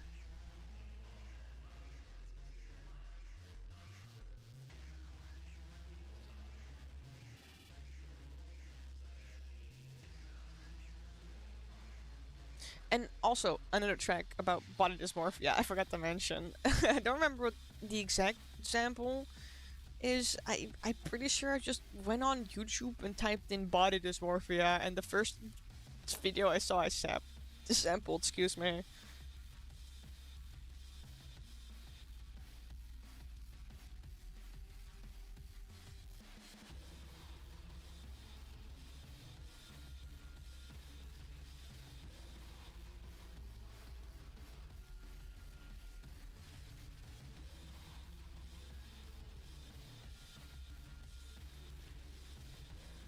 So many crashes, so many drums, so many.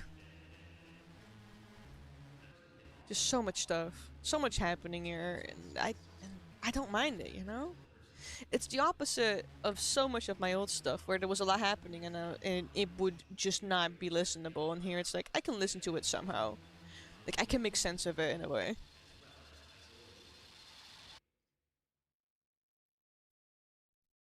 And then there's lung cancer, and I mean, do I really have to say what the track is about? Hmm. Is it about lung cancer or about something completely else? I wonder. No, it's about lung cancer.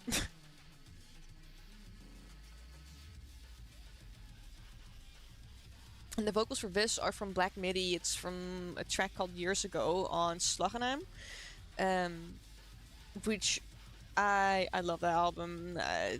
Again, I really need to avoid talking about music I like, because I will so talk about it for years.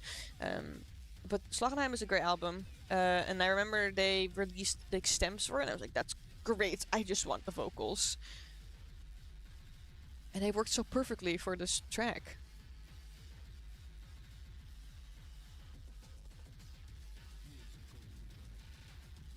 Oh, I will say, it sticks out a little bit in the sense that, when you bow your head, it's about the fear of trans Bill and being trans and get me out of his body. It's about being trans, and I'm incapable of doing anything good is also related to being trans. You know, okay, so it's like body dysmorphia, body dysmorphia, body dysmorphia, lung cancer, and I don't remember why I wrote this. I don't have lung cancer. I don't smoke, so I wouldn't know. Um, I wish I could go back in my mind. I think I just wrote it. I think I wrote it because, uh, hmm. I, I- so, there's some like lung issues in my family, and a lot of a lot of people in my family that have lung issues smoke, and I think I was just very frustrated about it because lung issues are very deadly, and I had someone in my family who had COPD and was a massive chain smoker, and that sadly did become part of his demise, and that is yeah, actually now to think about it, that was the inspiration for this. What's your favorite track on this album? There's no rude questions. You can always ask. Again, it's been like 3 years since I wrote this, and I don't mind talking about it. Great question. I think I think it goes to I'm incapable of doing anything good for anybody else. I really liked writing that track. Um, it's simple, but it's still interesting. But I do also really like Winter Never Ends. But I'm also being biased because I like Nitrogen Speedway.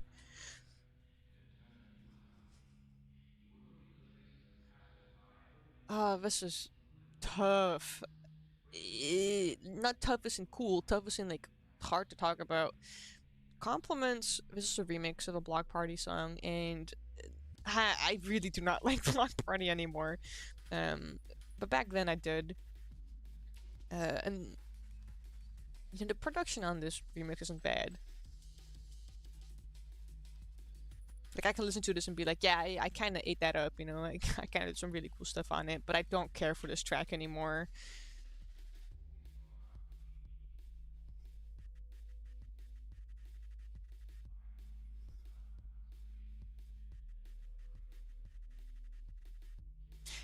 There's a part near the end where it really changes. Oh, that female voice you just heard is from Neon White. I just really want to mention that because I don't know if it's spoilers now. I mean, I think most people played Neon White, but if you haven't played it, I won't say anything specific, but it's a part of the game that genuinely made me so fucking sad, and I was like, this is perfect for my song. I need it. And then I forgot what it's called, but that what's it called again? The people you hear argue in the back. It was from a radio drama. For years. It's like ancient radio drama. And I was I listened to it, and then I thought that's interesting. I think it fits the vision of this song, because this song is very like sad, breakup core, I guess. I didn't even break up at that time. I was just very angry. Hey, this is cool. I will say, I do think this part is pretty cool.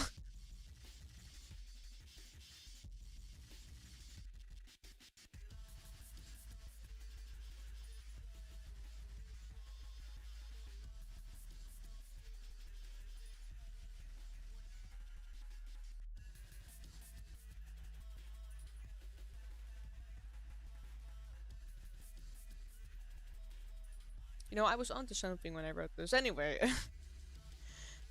yeah, no. I mean, at the end of the day, despite some songs having different themes, they do all come together in one big, messy, angry album, and this song is a very good example of messy and angry. And I won't go into the full details of it, because also it doesn't matter anymore. I don't fucking care. But I was very, very pissed, and I still am low-key pretty pissed about the circumstances surrounding this song.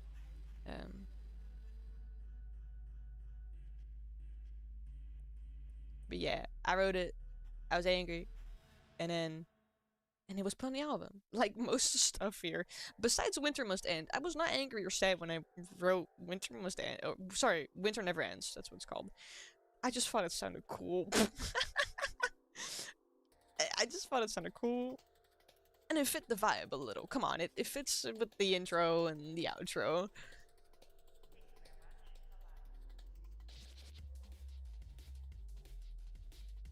I think it's pretty cool. And I mentioned it before when I was talking about the tracks that came prior to it.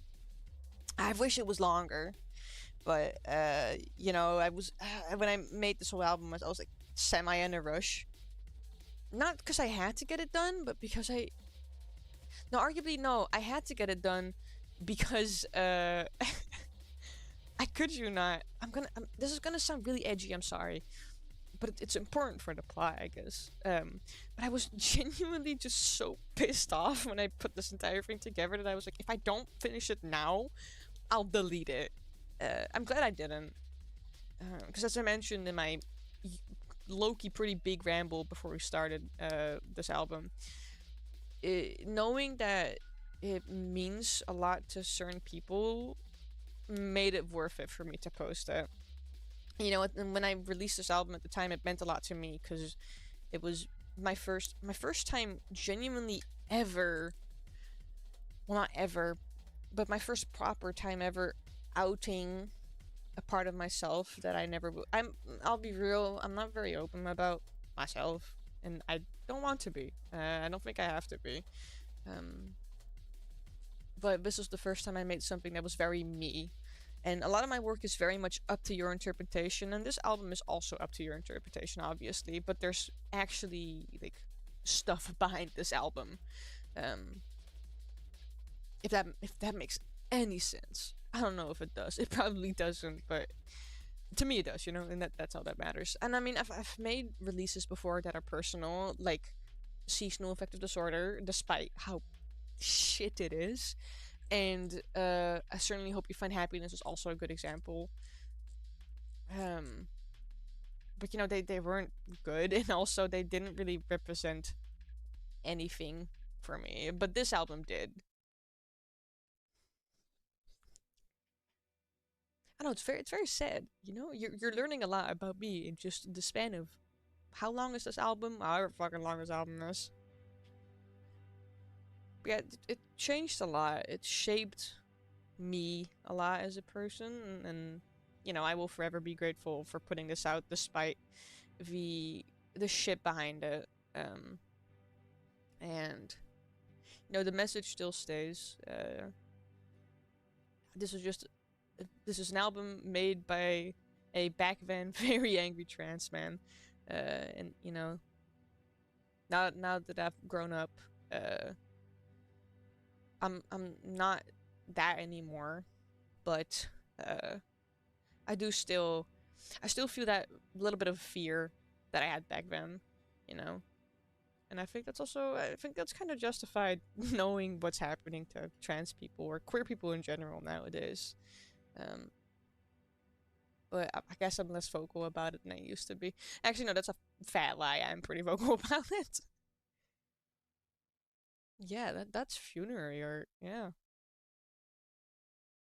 generally pretty sad stuff, pretty angry and sad stuff. But there's beauty in it, and um, that's what makes it worth it.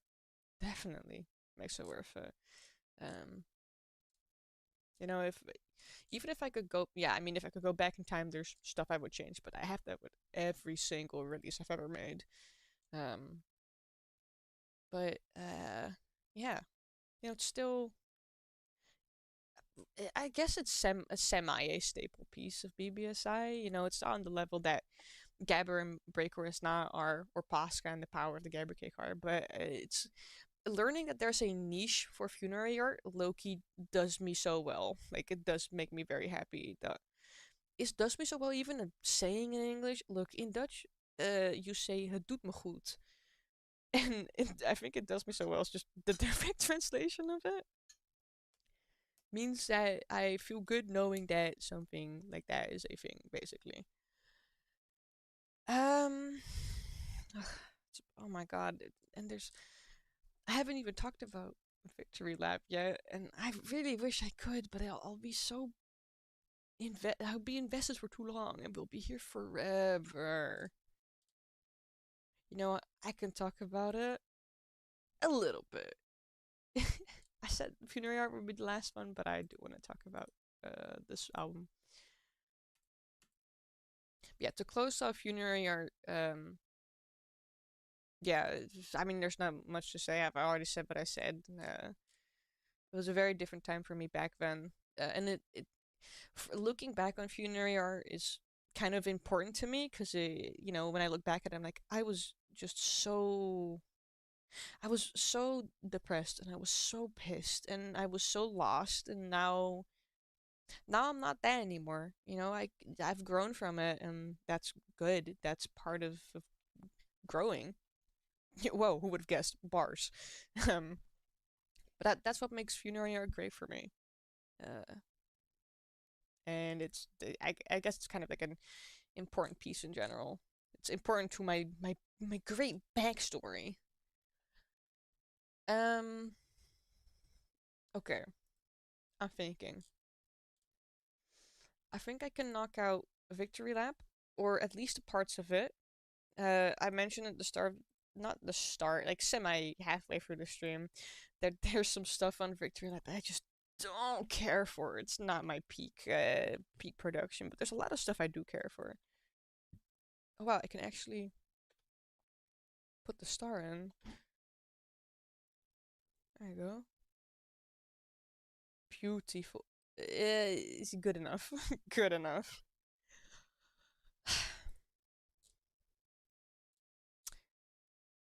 Oh my god, Victory Lap. I really like Victory Lap, and I like it for the same reason as I like uh, Home as a Sanctuary. That's why I mentioned them as my two favorite albums.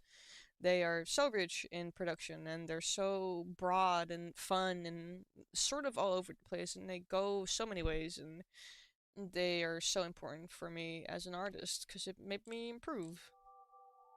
So the general and Victory Lab was a pretty like broad thing that I was working on.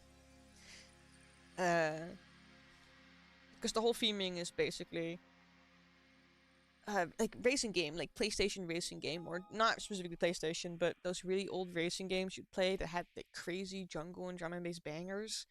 Um, I really like that stuff. I was listening to what was it called again? Sheep Raiders, Looney Tunes Sheep Raiders on the PlayStation. The soundtrack for that, fucking fire. And for what? Where did these jungle D&B bangers come from, bro? It's mostly jungle, actually. It's mostly jungle, but real good stuff. That was the main inspiration. Oh, sorry, that's a microphone in my mouth. The main inspiration for Victory Lap.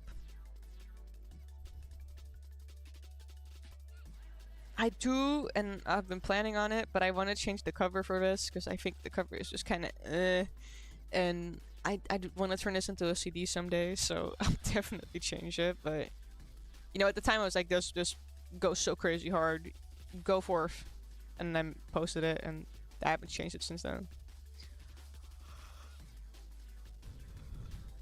But yeah, it's literally in the sorry I had to yawn again. It's in the bio for this album that songs for a racing game that doesn't even exist, because that was the theming,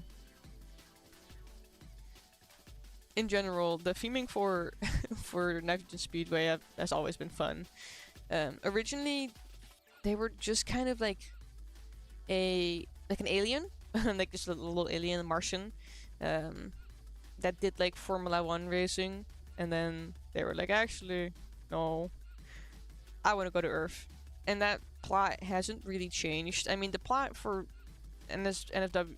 Oh, I was gonna say NSFW. NSW. Now is that they're still a Formula One racer. At least I made them a Formula One racer. I'm a little bit mixed on it, but I gotta represent my country, Max Verstappen, it.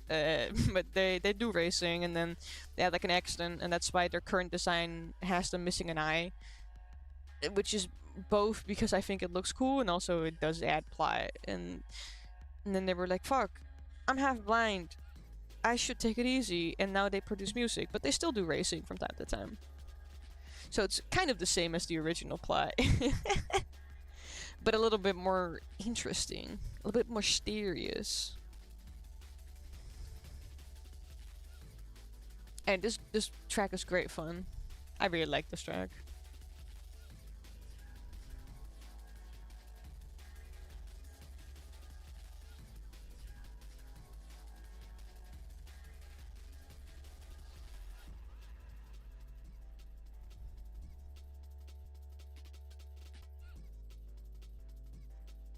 Can my mic not pick up me exhaling? Hello.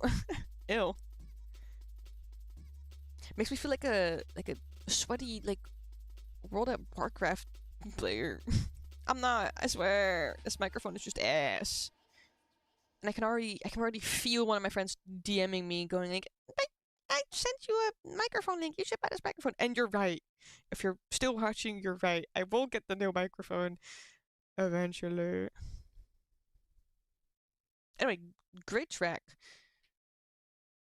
Why does this track not want to play? Okay. DJ Stimulation game does not want to play. Please. It's one of my favorite tracks on this album. Okay, let's give it a few. Let's give it a bit. Let's give it a bit. Okay. It does not want to cooperate.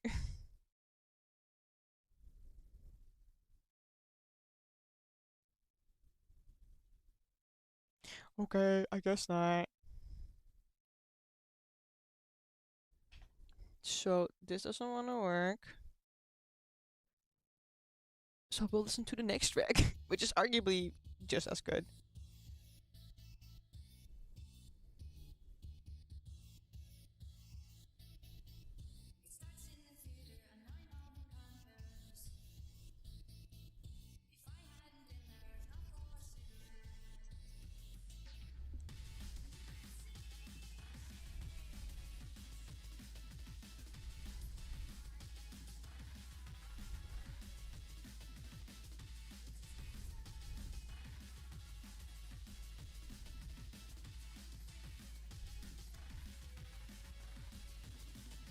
You know, I still like this track.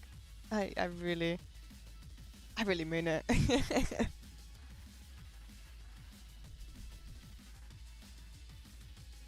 I truly don't remember like what I did when I made this. I mean it's quite literally just it's cigarettes in the theater from Tudor Cinema Club. Well, Cinema Club. But there's something about the way I cut this track that I don't know. It works out very well. Now, again, I'm glazing myself, but maybe that's good for once that I'm glazing myself. But I really like putting it together, and it's kind of like it reminds me of the summer, which is crazy because this came out in December, by the way. So why reminds me of summer? I don't know. It might just be this track in specific.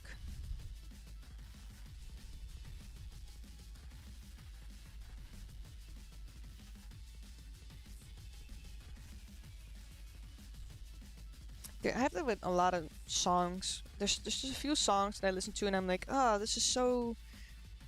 This reminds me of back when it was summer and I was in the car driving through like whatever.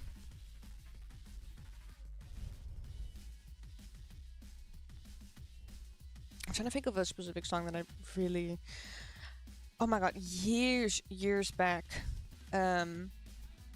There's this song by Urban Cone, I'm pretty sure they're called, and the song was called Old School, and I really liked Old School. I don't listen to it anymore now, it's not my music style anymore, but every time I hear clips of that song, I'm like, oh, this is so reminds me back when I was a teenager and it was warm, but it wasn't like, 32 degrees Celsius or 35 degrees Celsius warm, it was like 20 degrees Celsius warm. Back when global warming wasn't killing my ass. Ugh. It was that and Vacation from the Dirty Heads that really remind me of the summer. There's probably some tracks that I like now that remind me of the summer, but those two are just ingrained into my memory. And this track too. Like the original track, not my version of it, but the original track is very summery. I'm like actively looking it up.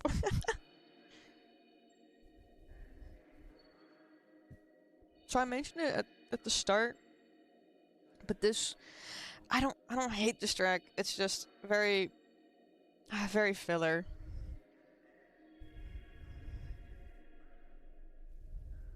It's not bad. It's not bad at all. I just I That's the best way to describe it. It's just eh.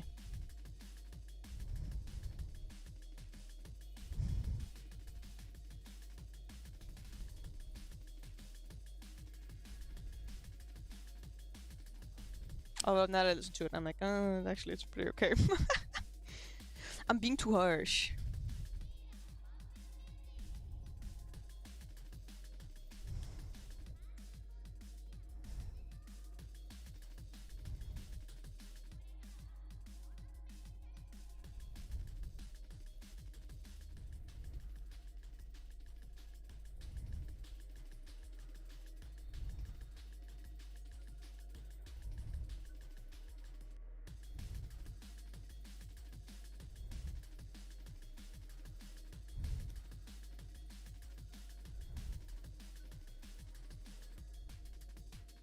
I think it's also great to mention that this track, MSX 1983 and an Essential System all sampled tracks from Amori.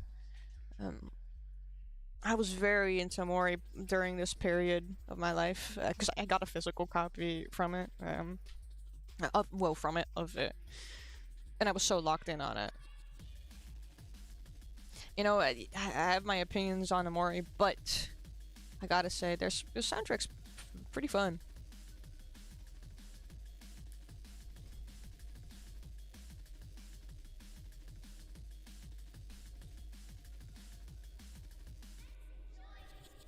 And of course, pop music has to show up again. Because when doesn't pop music show up in my fucking music? Everywhere you go, you were surrounded by the poppin'.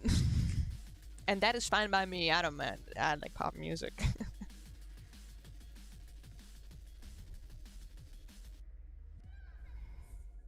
Marvelous. Aww.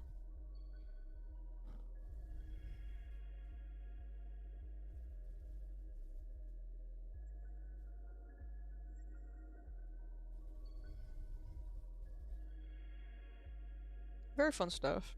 I mean, I think it's very fun stuff, but again, compared to the rest, it's.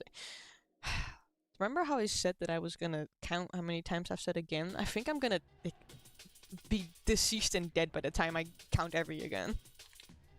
Oh, it's my favorite track. Well, not my specific favorite track. Actually, no, it is. Never mind. Never mind. What am I talking about?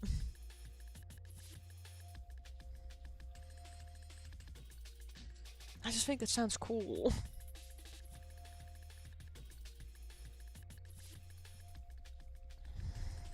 I can't really explain why. I put it together and I was like, this is cooking. I'm onto something.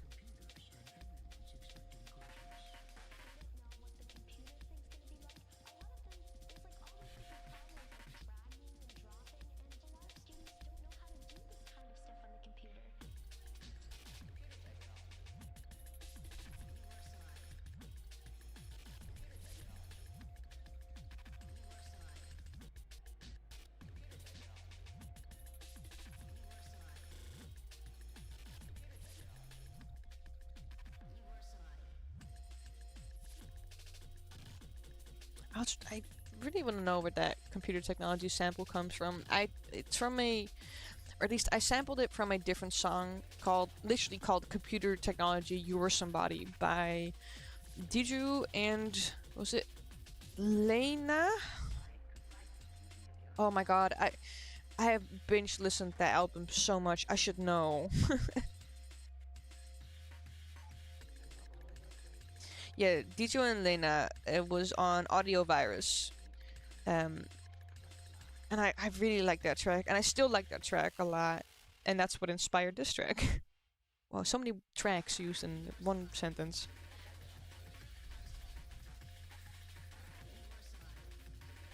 There was a remaster of it though.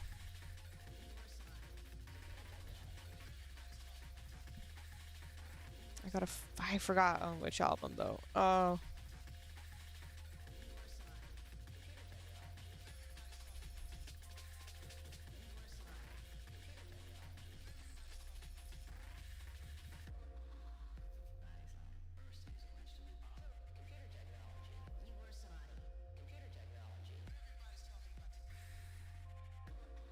One day, I'll find the origins of that sample.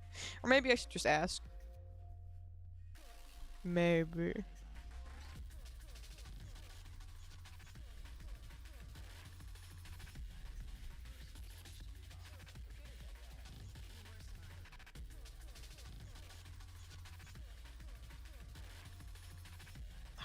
I always like that part of the song a lot.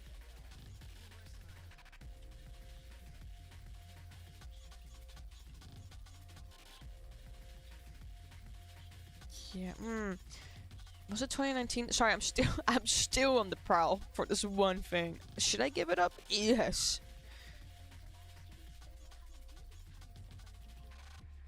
But I just want to know.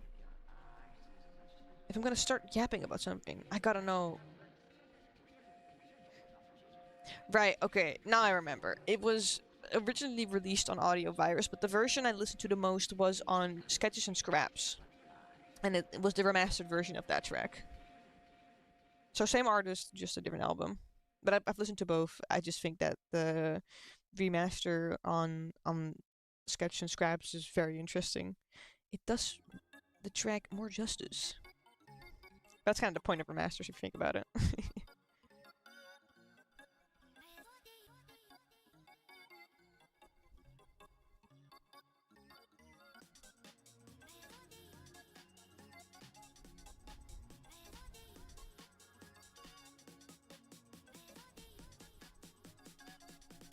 And this track is just fun. Like it really is.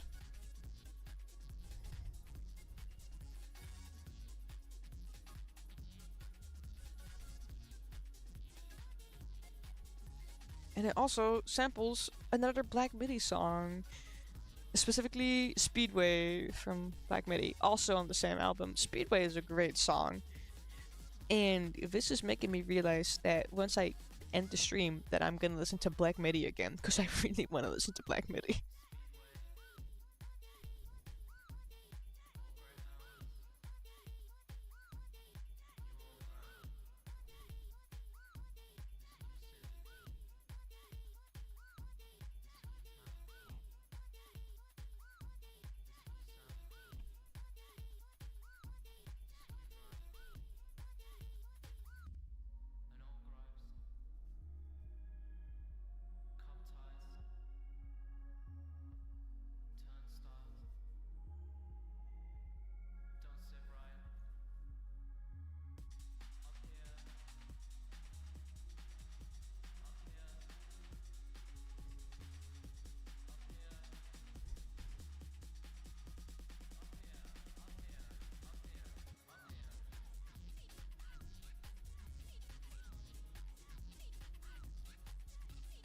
Yeah, no, this is fun. I'm really out of things to say at this point. I mean, there's just a lot of fun on this.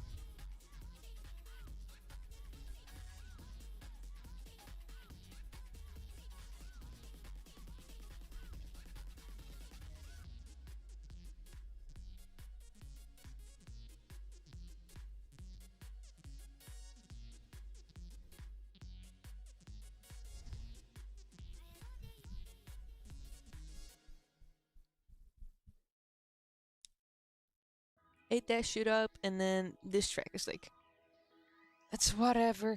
I think I just really I dislike this one actively, not because it's terrible, because there's some vocal tracks on this where I'm like, I'm skipping through it, but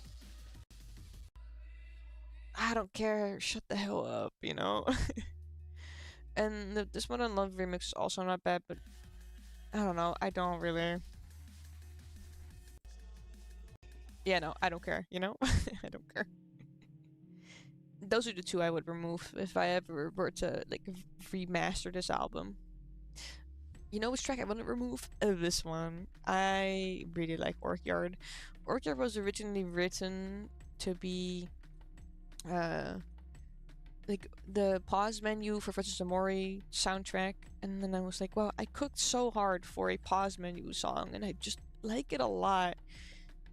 It would be, like, honestly, it would be a huge shame if it was just for that. So I put it on this album.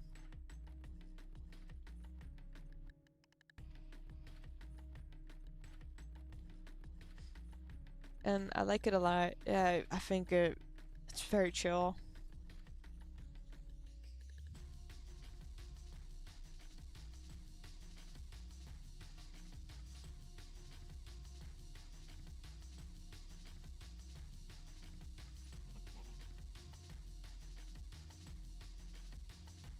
And this should also be like a motivation to like make music with Foley sounds, because it's so cool and you can do so much. It's such a broad category. Do it. Get to work, guys. Come on. It's really, if you know the basics of just making a like instrumental loop, then you can do that with Foley sounds. And there's so much more, like, I guess, texture, and it's so much more interesting to do with Foley sounds. I truly would recommend that. Also, like, there's 4 songs that sample Amori. This is also an Amori sampled thing. What is bro cooking? What is bro cooking? Okay, I actually have backstory for this track. Who would have guessed? Not everything has a backstory, but this does. My most cherished moments is, well, shocker, guys. It's a collaboration track with Brooklyn. So, collaboration track with myself. But the beginning samples an outing like me and my friends had. It was the second time that me and my in real life best friend and met my online friend, and we went to a museum, and that's where that sample was from. And this whole track is basically about that. It was about our second time hanging out, because meeting your online friends can be very great. I mean, if I could meet all of my online friends, I would love to, because I've met so many great people that have, you know, shaped me into what I am today, and they're just fun. You know, if I have fun with them over social media, so I know I will have fun with them in real life. Doesn't always happen for all people, by the way. That's, you know, it's subjective, I guess. I've heard some pretty shitty stories, but that did not happen to me, basically. Actually, I think this might have been the first time we met. It was the first time. I'm sorry, guys. I lied. This was the first time. Originally, there was gonna be a part 2 to this song for the second time, and then I never got around to it. But I like this. I like this track. But bro, I distinctly remember all of this. The vocal samples. It was during the summer. It was so fucking hot, and we were going to a museum that wasn't really accessible with public transport, so we had to walk, and it was like deserted. So, oh my god, it was terrible. But it was fun, you know. At the end of the day, the museum trip was very fun. I look back at it very fondly. But oh my god, I'm never doing that again. That, like, 32-degree weather, walking in the middle of a deserted area, which I most likely got burnt in. Oh, terrible. But the museum was fun.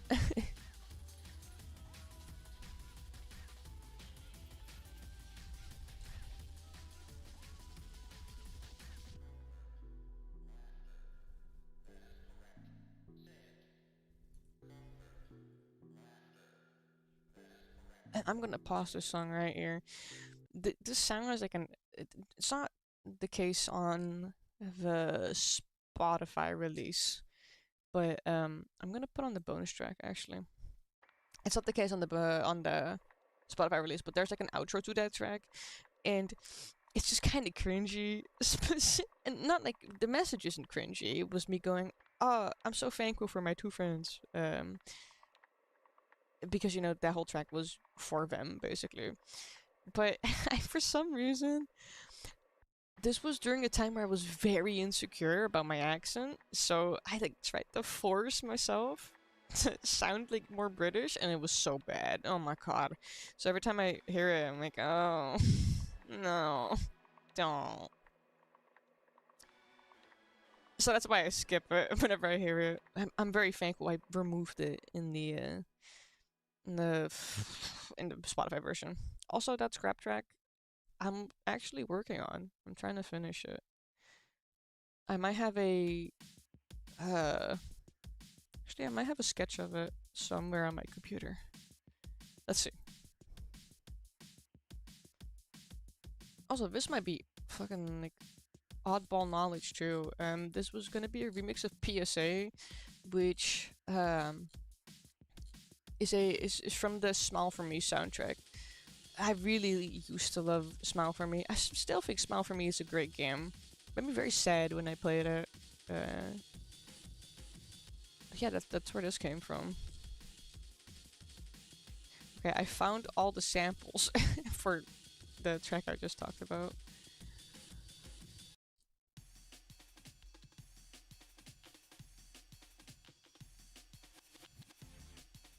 I also tried to finish this track, but unlike the other one, this never went anywhere. Let's see.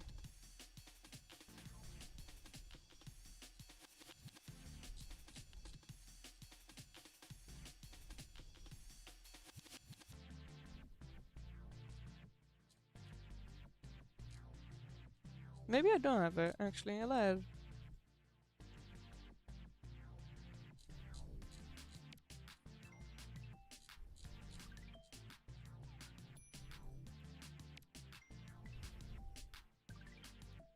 No, I do. Oh, but this is very old. Wait.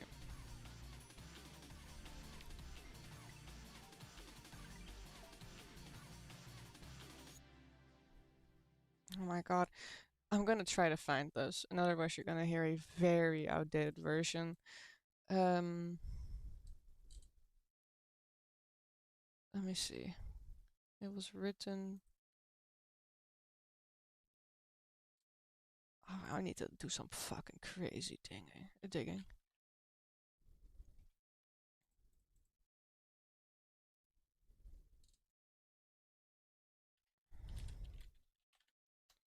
And this sorting system is not good. But let's see, maybe I can find that. Maybe. Look, my archiving is genuine dog shit. Um, like I can admit that I'm not good at.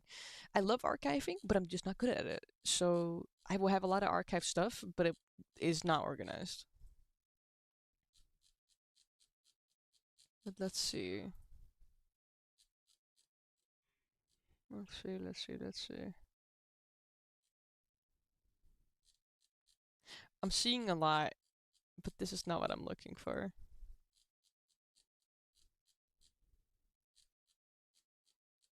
I've made so much music. Oh my god. I'm so full of music right now.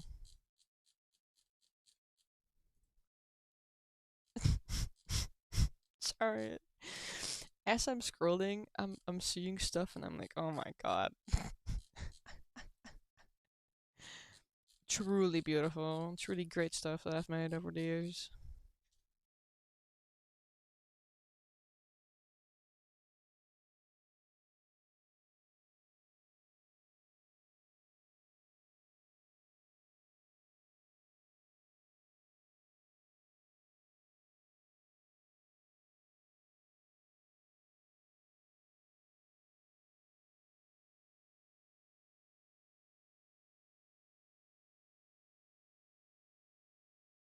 I can't find that, but here's a work in progress from last year, April. There you go.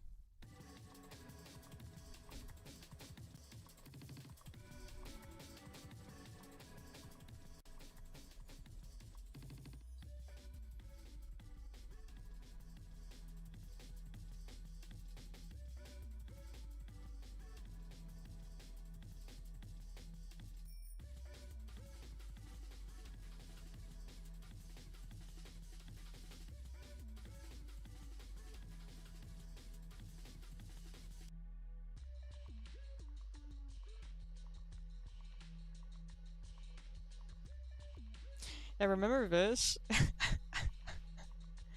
I don't have the version that I made like this year. Or no, and last year. I can't find it, but I can find this.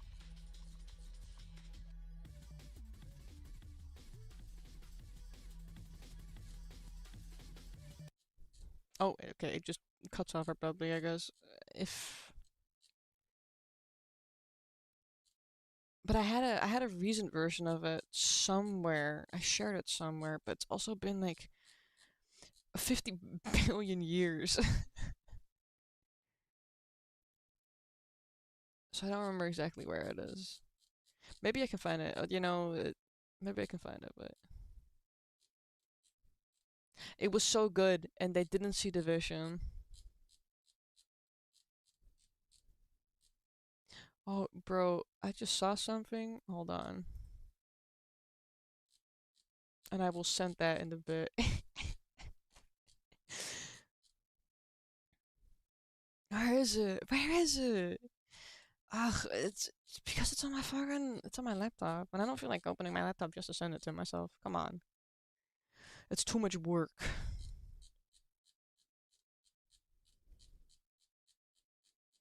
But it's somewhere out there.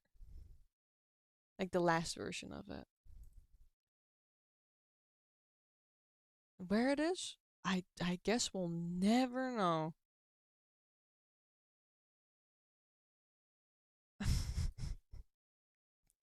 I thought I found it, and then I looked at it and I was like, no, no, that's definitely not it. Bruh.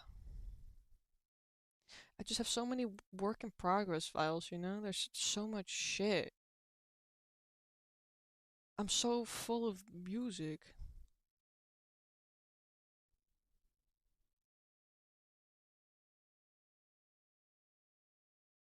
Oh well, you know what? I'll find it someday. I mean, I was planning on finishing it anyways.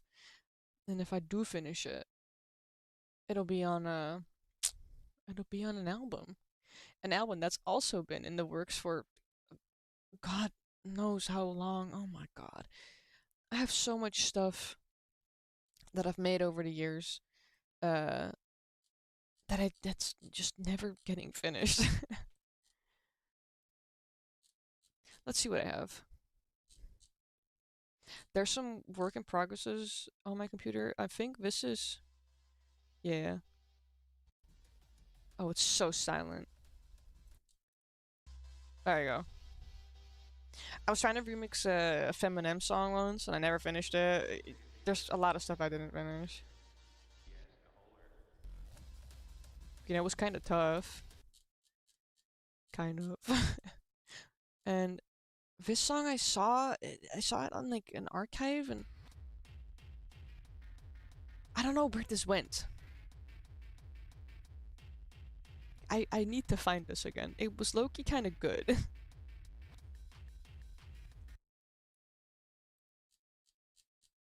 What is this? Oh, this is the work in progress for what's it called again? You Deserve Better.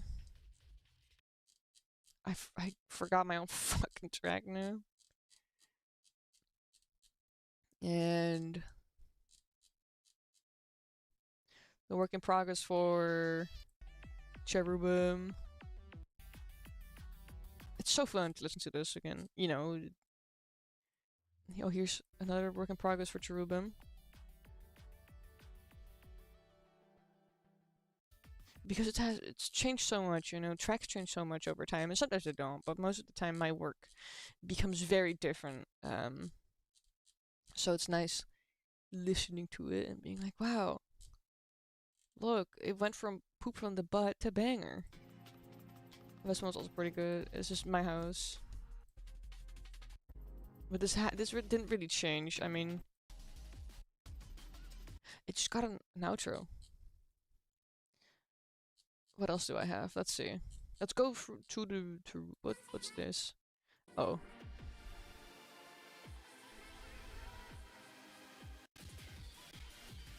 Oh right. And this will come back someday. What you just heard is on my computer. I'm just in a very different way. I had more. I had so many work in progresses. What is this? Oh, no, this we've heard. Never mind. What is this? What is this? Do I not have any more interesting uh work in progresses or like scrapped songs? Because I have a lot of those. Not anymore. I'd say that nowadays, when I create something, I'm locked in on it.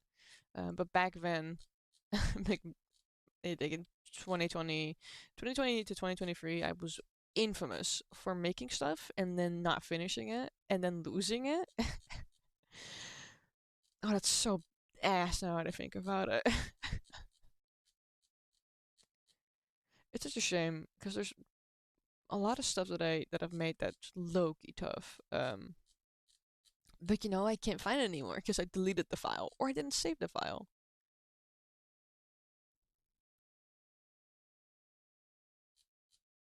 Let's see. I thought I had more archived.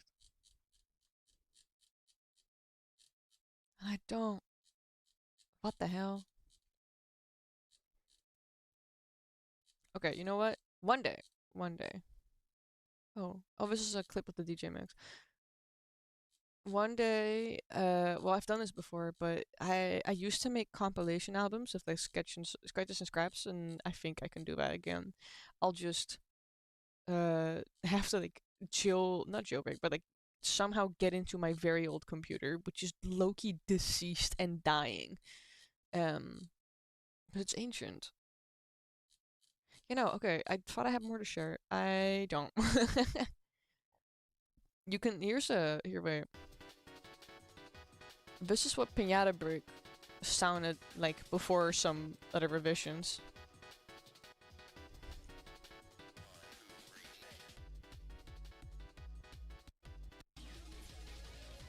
Not all that. Well, yes, different.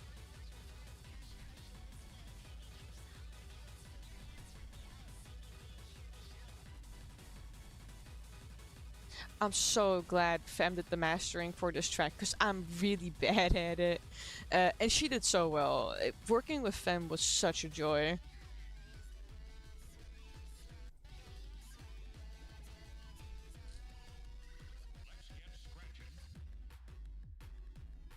But listening back to it, Jesus Christ. Yeah, no, if it wasn't for Fem's mastering, I swear to God, my part is low-key poop from the butt.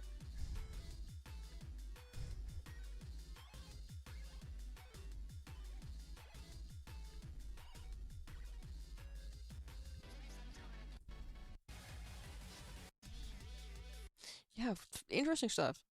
Very interesting stuff. Oh, this is the other work in progress.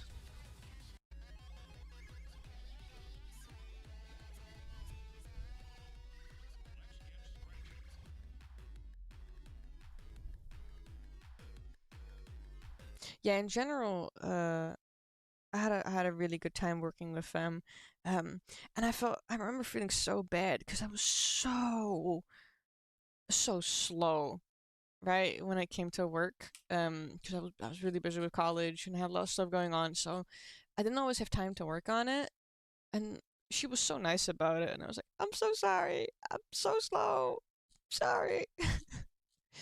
um, but we finished it, and it hit 1 million listens a while back. Isn't that sick? I was pretty happy about it. I'm still happy about it. There's no buzz. I'm still happy about it. Yeah. I'm ending it for now, I think. I trust me, if I could talk about IVA and about Break or Is Not and um I also still want to talk about maybe some older stuff, like old stuff. I didn't do it now because oh my god, some of it is so shit. And Loki, guys, I need functioning brain cells for that, and my brain function is declining right now. I mean, it's late, and it's been 4 hours and 10 minutes. I've never streamed that long.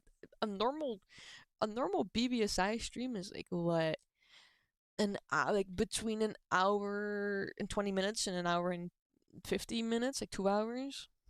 I think the longest stream was that Roblox stream I did. I haven't I haven't streamed that long. Bro, I keep on giggling. Do people know that one audio that's like, I know it specifically because someone made it with like Birdly and Susie and Chris from Deltarune. It's like, I just have a nervous giggle. That's what I sound like. Oh my god, embarrassing.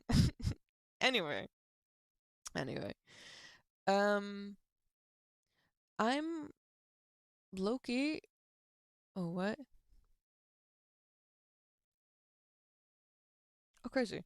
Um, I just got like an email from YouTube going, "Did you know that your your messages aren't sending?" I'm like, "Oh, what do you mean?" Oh, okay. Weird. Anyway, I did not know. I did not pay attention. Point is, I'm uh I'm ending it here. I would like to talk about more stuff in the future. Um Not happening anytime soon. I mean, the fact that I was able to make time for this is pretty impressive, considering that I have arguably one of the busiest schedules, or at least like not the busiest schedule, but I have a pretty busy schedule. I'm so locked in on so many things. So I'm ending it here. I'm gonna try and see. I assume that YouTube will auto upload this, but I'll keep it up for those who missed it because I know, time zones, and I heard for some people that they had classes, and I'm so sorry. I just, there was no way for me to, there's just no possible way for me to stream at like 4 in the morning.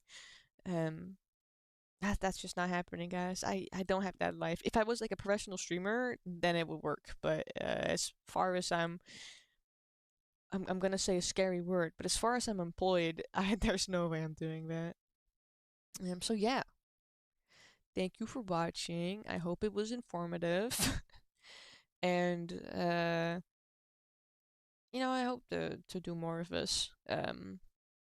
And maybe in a different form. Maybe one day I'll just make like a video about my stuff or about BBSI, like a retrospective video, or just like I don't know, anything. It's pretty ambitious of me, but I think that would be pretty fun. Anyway, thank you for watching. Question mark, exclamation mark, joyous emoji. Hold on, wait, let me cook. Let me cook. Let me cook. Let me cook. I know how to end this. Where is it? There we go. Look, I'm waving you goodbye. Move, layout, move. There we go. Bye, guys. See you whenever I am alive again. You never know. You just never know. Bye.